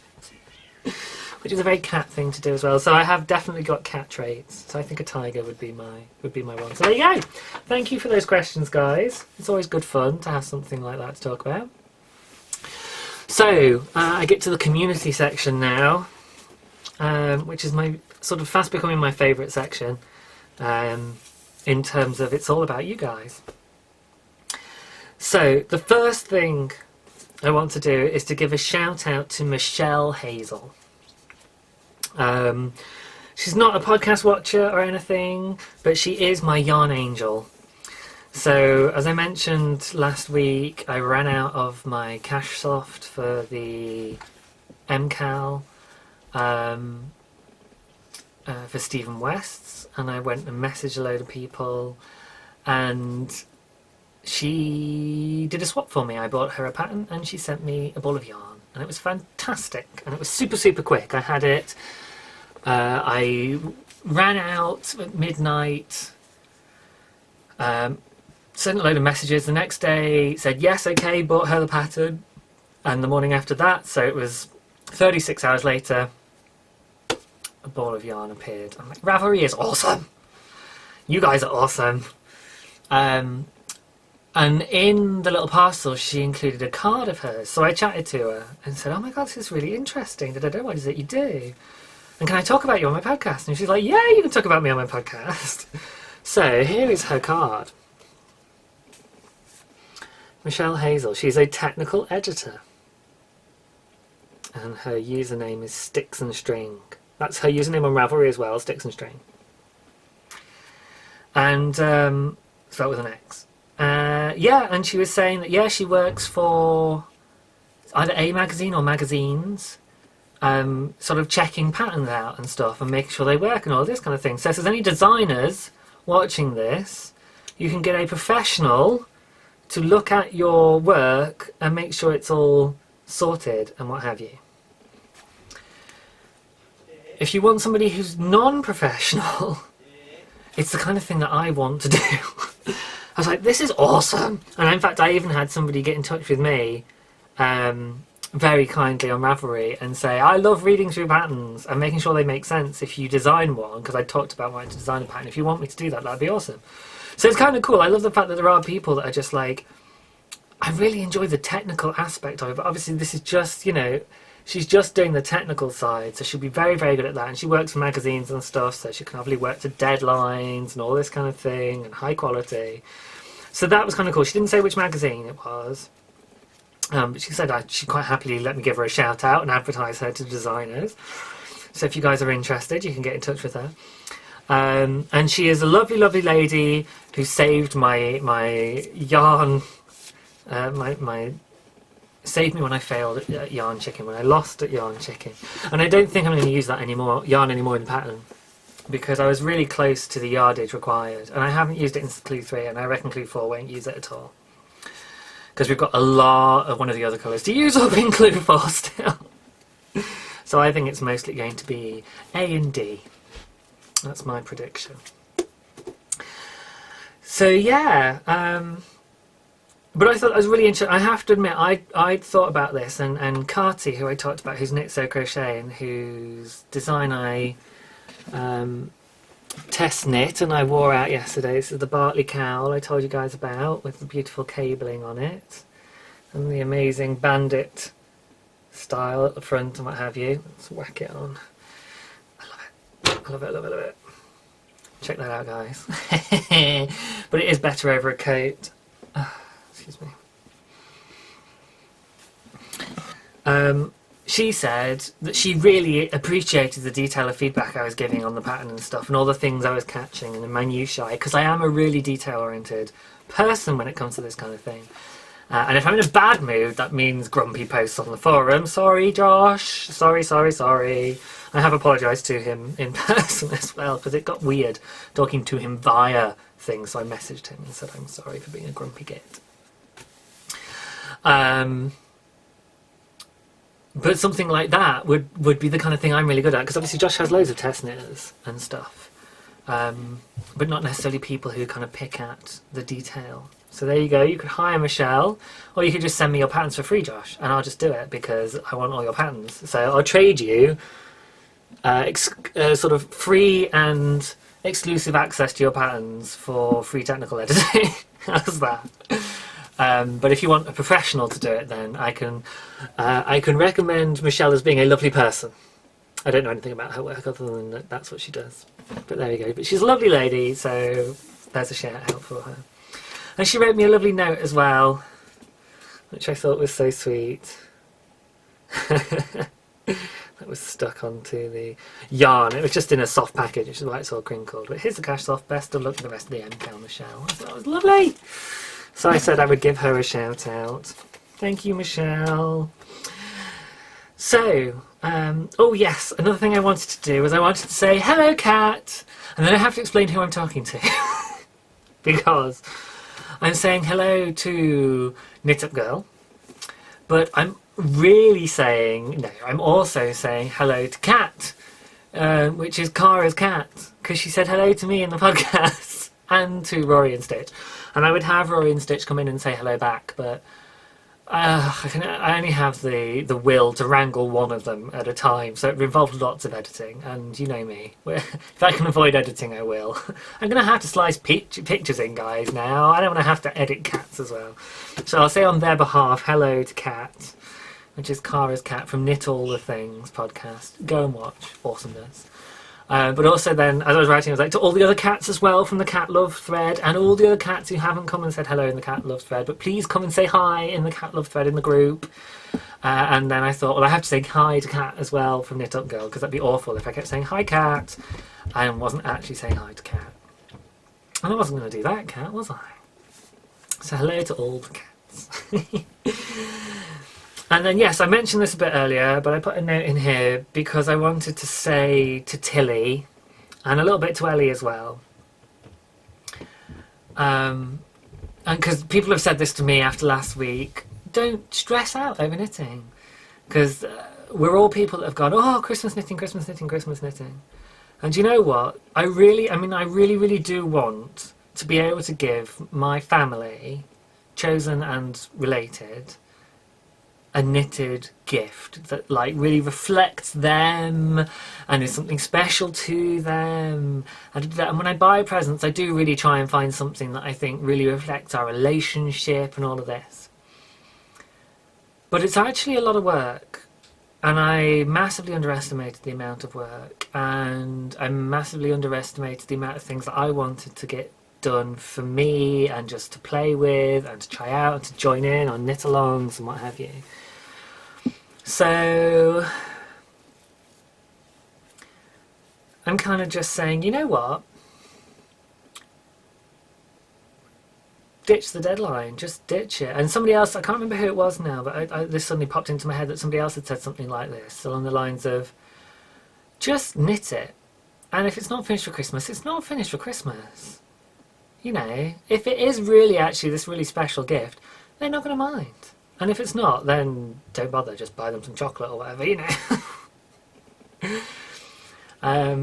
And I'm hoping that, you know, because people have said, oh, a toy only takes a couple of days to knit up or what have you. And so I do have a good month, a good 5 maybe weeks to get these things done.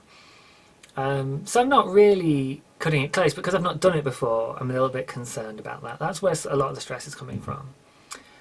And you know, as soon as you start to think about it, you suddenly go, oh, and I can make this for that person, I can make this for that person, I can make this for that one. No, don't get carried away. This is as much for me as it is for you guys, but I'm sharing what I'm thinking on this subject because it might help you as well.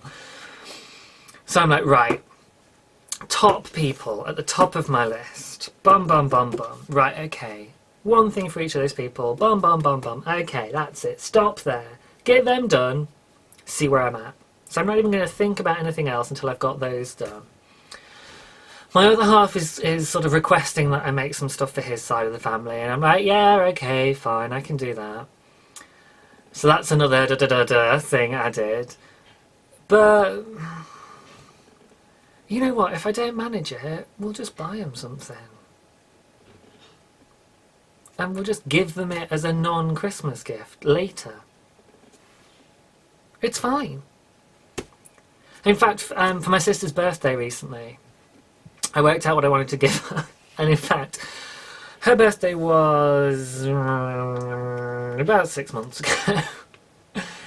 And the thing that I decided I was going to actually make for her is still in my little box down here.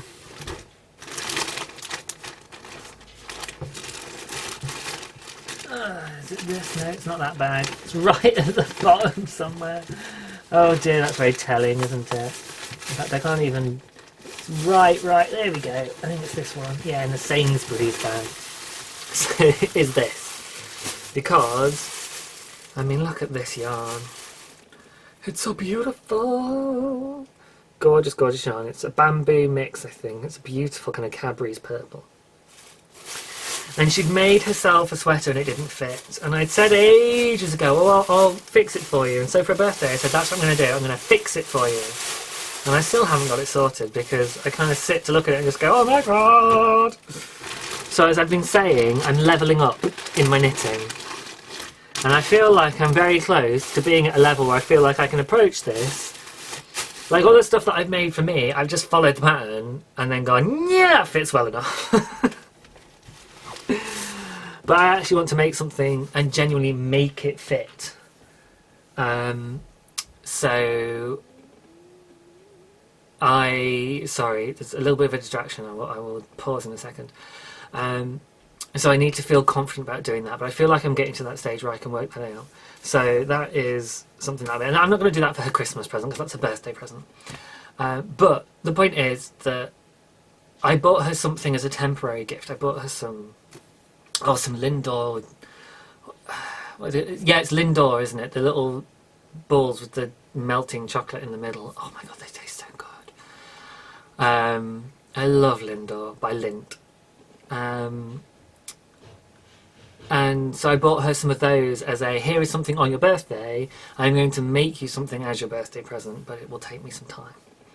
And I can do that. So it'll be, everyone gets, you know, some Lindor chocolate balls for Christmas. And then when I finally get your Christmas present knitted up, I'll give it to you. And that kind of just takes all the stress out of it because you take away the deadlines and just go, do you know what? I'm going to make it a priority. I'm going to work on it.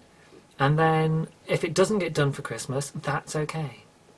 And do you know what? That's so, so nice as a way of working. I think that's a really great way to do it. So I'm sort of recommending sharing that as an idea.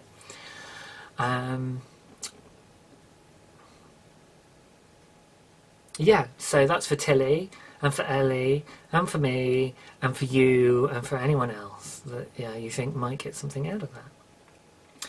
So the other thing I wanted to mention was I did have someone say that they talked back to me as I'm chatting away with you guys, which was amazing. In fact, I didn't just have someone, I had some ones. I had several people have said, you know, oh yeah, I talk to the podcast and chat away, and I do it as well. So the only thing I wanted to say, as well as going, "Hey Asriel, how you doing? Yeah, you good? Cool. Oh, yeah, I'm glad. Oh, I'm sorry to hear that. There you go. You can fill in the blanks now. But that's what the thread's for. So if you say something to me, come and write it in the forum, and then I can actually chat back as well, and we can have a conversation. It should be great, right?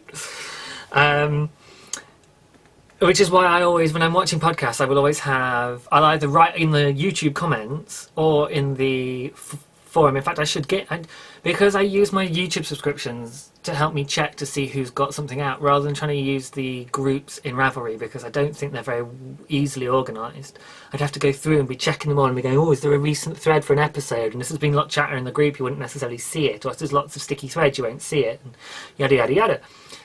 So I tend to watch on YouTube rather than going over to Ravelry and watching in the group. Wow, slow down, James. But I will often have another tab up with the Ravelry group on, so I can jump over and say stuff, or just chat in the comments. So check your YouTube comments, guys. If you post on YouTube and you don't turn off your comments, I will be posting in there. So go and read them. Yeah, don't just read the Ravelry comments. Check your YouTube comments if you post a podcast to YouTube. I mean, come on. And as a YouTube podcaster, if you go and click on your face in the top right hand corner, so that'll be up there, because your right should be up there, way up there on the page. Under your account that you post on, it should have a little button that says Create a Studio, or at least I do. And if you click on that, you get your dashboard as a podcaster or as an uploader of videos, and in there you can go to the comments section. It just gives you all your comments for all the different videos, so you can see them all. You don't have to go traipsing through your videos, you can just see them all there, and you can respond and like and all that kind of stuff. Yeah, so let's have some more conversations, guys. If you're chatting to me, I want to know about it. And then lastly, in community, I just wanted to say a thank you to the Knitworthy podcast with Linda and Brianne. They were talking about stealing phrases from Britain. Now, technically, they were copying phrases from, I want to say Matilda, and that's not right, Miranda, there we go. Such as bear with and such fun. And one of my favourites is that when the mum says things like, you know, this is what I like to call hot chocolate. Yes, that's what everyone calls it, mother. And some of the others that aren't so much catchphrases, but it's hilarious. If you don't know Miranda, go and check it out. It is very funny. And then as they were chatting away, and they were kind of going, oh, are they British phrases or not? And I was kind of like, well, they are now because of Miranda, but they're not really beforehand. Although some people do kind of say, bear with me, or what have you. But we don't go, bear with. That's very much a parody kind of moment. But they said that they would trade with us some British phrases for y'all. Goodbye, y'all, that kind of thing. And do you know what? I will accept that trade. I am going to embrace an Americanism in my language, because you know what? We don't have a third person plural. Me, you. A second person plural. I don't know. You all. Anyway, yeah. I, you, me, you, we. He, you, they. Yes, so we is... Oh, I don't know. I can't remember. Oh, I've lost my grammar. Oh, no. Je suis, tu es, il est, nous sommes, vous êtes, ils sont. So it's I am, you are, he, she is. So that's first, second, plural, first, second, third, singular. We are, you are, they are. So it's second person plural. I was right. It is second person plural is you in English, and second person singular is you. Je suis, tu es. Yeah. I have to go to French grammar to check my English grammar, because we don't learn English grammar At least I didn't as a kid. In Britain, we don't tend to learn English grammar at all. We only really come across grammar when we do a foreign language. So then everyone's like, oh, we have tenses. And it's like, oh yeah, in English, that's how it works. No, no, no, no, no. But no one ever teaches it, the grammar in English. And if you hear that's fine, because it's not necessarily that interesting. It's only if you get interested in languages and language structure and linguistics that you might be interested in it. So it's okay that you don't learn it to be able to write English well. You just kind of learn it because it's your inherent language that you're using all day, every day. But it is an interesting thing for me, so I kind of then tried to translate it across. But I have to snip into French to remind myself how grammar works. So second person singular and second person plural is you in British English. And in American English, you have you and y'all. And sometimes being able to distinguish between second person singular and second person plural is really useful. So when I want to know, when I want to communicate that I am speaking to second person plural, I'm going to try and use y'all. And I think, do you know what? I like it. I don't care that it's American. Sometimes I get a little bit like, oh, Americanisms! Like, I will never use aluminum over aluminium. And in fact, I think like in universities now in America, you're supposed to try and remember to say aluminium for internationalist. For international communication purposes, that you say aluminium so as to avoid confusion. In the scientific community and what have you, that everyone uses the same word in English for it. But things like gotten, I have gotten, I think that used to be correct in British English, but now it's not. Now it's I've got. Because we have forgotten, which obviously is the same stem, but we'd say I have forgotten that. But we would say I've got some lovely gifts. I've got some lovely gifts from you guys, some lovely presents and stuff. But we would say got, not gotten. So it's things like that, and I would often kind of think, no, I want to avoid just merging the two, but I am consciously borrowing you all. So thank you guys. There is some grammatical benefit to that. And then finally, because the little interruption I mentioned earlier was a note being shoved under the door that said dinner's going to be ready in 15 minutes. So I'll end with two quick things. One is some very exciting news.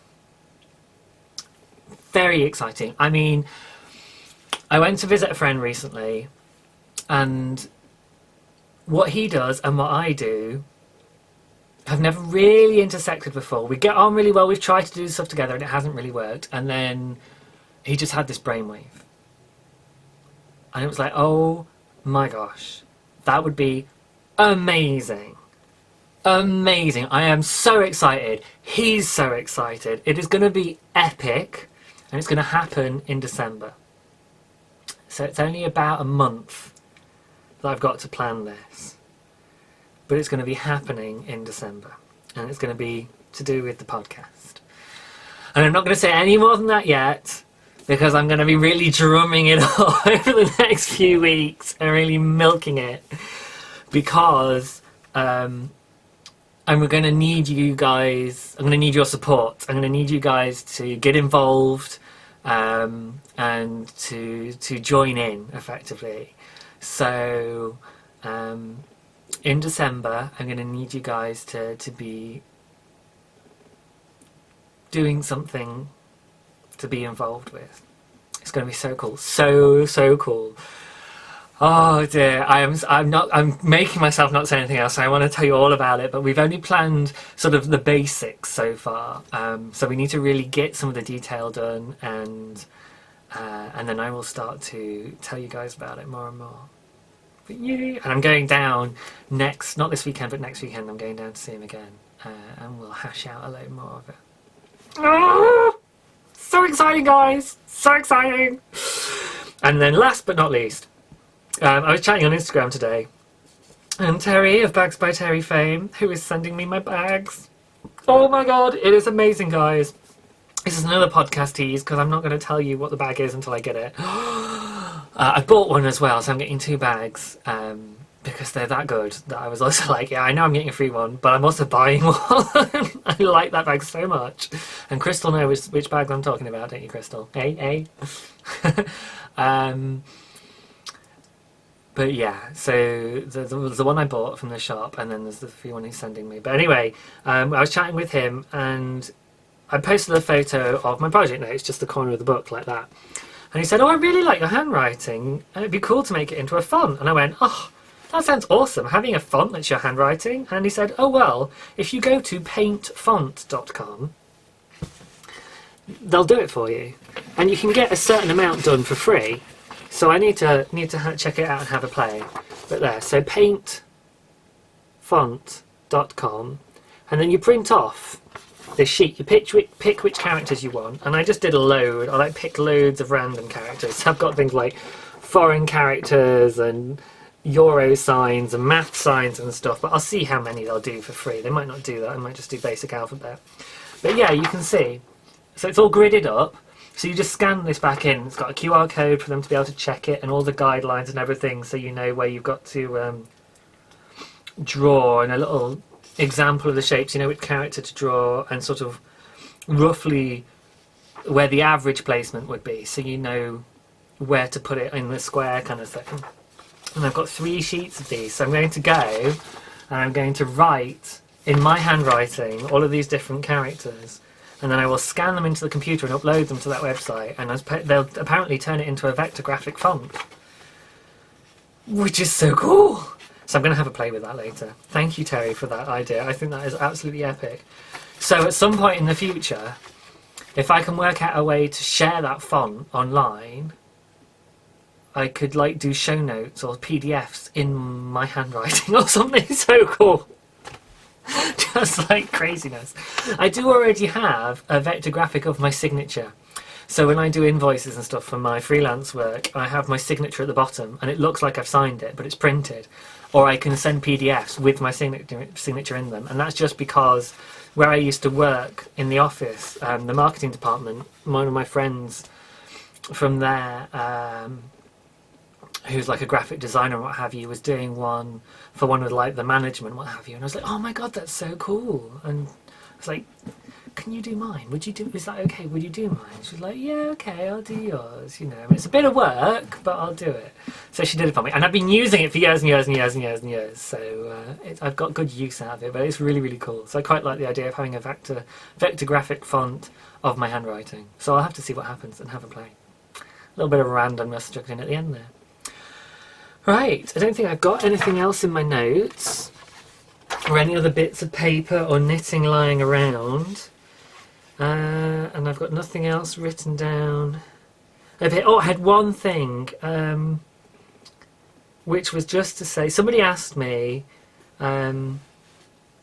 about putting in a thread in the Ravelry group for sort of shops and sort of ideas like that, and I thought, actually, that's a really cool idea. I know there's lots of them in groups and what have you. However, I think a thread is really difficult to browse, I find.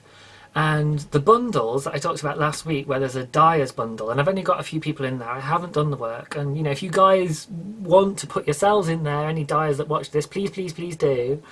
And if you want to start a US one or anything, put yourselves in there, do it, you know, use my group. And I was basically going to say the same thing. If you want to make a thread, you don't have to ask my permission, guys. If you offend me somehow by starting some kind of fascist thread, then yeah, I'll just delete it. Fine, you know. But you're not like that. That's not going to happen. So why? Don't worry about it. Use it. Post threads. Do it. I've done it in other people's forums. I created threads in other people's forums. They're there for you to talk about stuff. And if there's a thread idea you have for a thread, start it. Yeah, we had a general chat one, and I started it for Stinky something. So Stinky asked me, and I started a thread for them. I know you guys have run off with that, and that's great. And I've loved reading it and joining in a bit. But you don't need my permission, and I think that it was like places you can buy bits and pieces, presumably that aren't yarn and what have you. So another bundle maybe, or having a bundle that's yarn and stuff, and I don't know. But anyway, I was just going to say, don't ask, just do.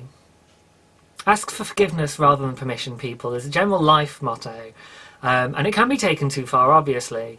But in terms of, there's no need to be overly polite. Sometimes if you just go ahead and do something, and just assume that people are generally easygoing. So long as you're not taking the mickey, it's going to be fine. Yeah? So go ahead, use the group. And I would be honoured if you guys felt like my group was a place you wanted to go and hang out in and create threads and talk in. I was so chuffed that you guys wanted a group chat one. How cool was that? So yes, that's one last little bit on the end, and that is everything I've got down. So now I'm going to go and splice in some photos and add some subtitles. And yeah, it's Thursday evening now, so this might get edited in time to be uploaded overnight for Friday morning. I don't know. You'll get it when you get it, as usual. But thank you for your patience with it being delayed this week. Thank you for all your support and lovely comments. And as always, I love you guys to bits. You're the best. I shall see you next week. Bye!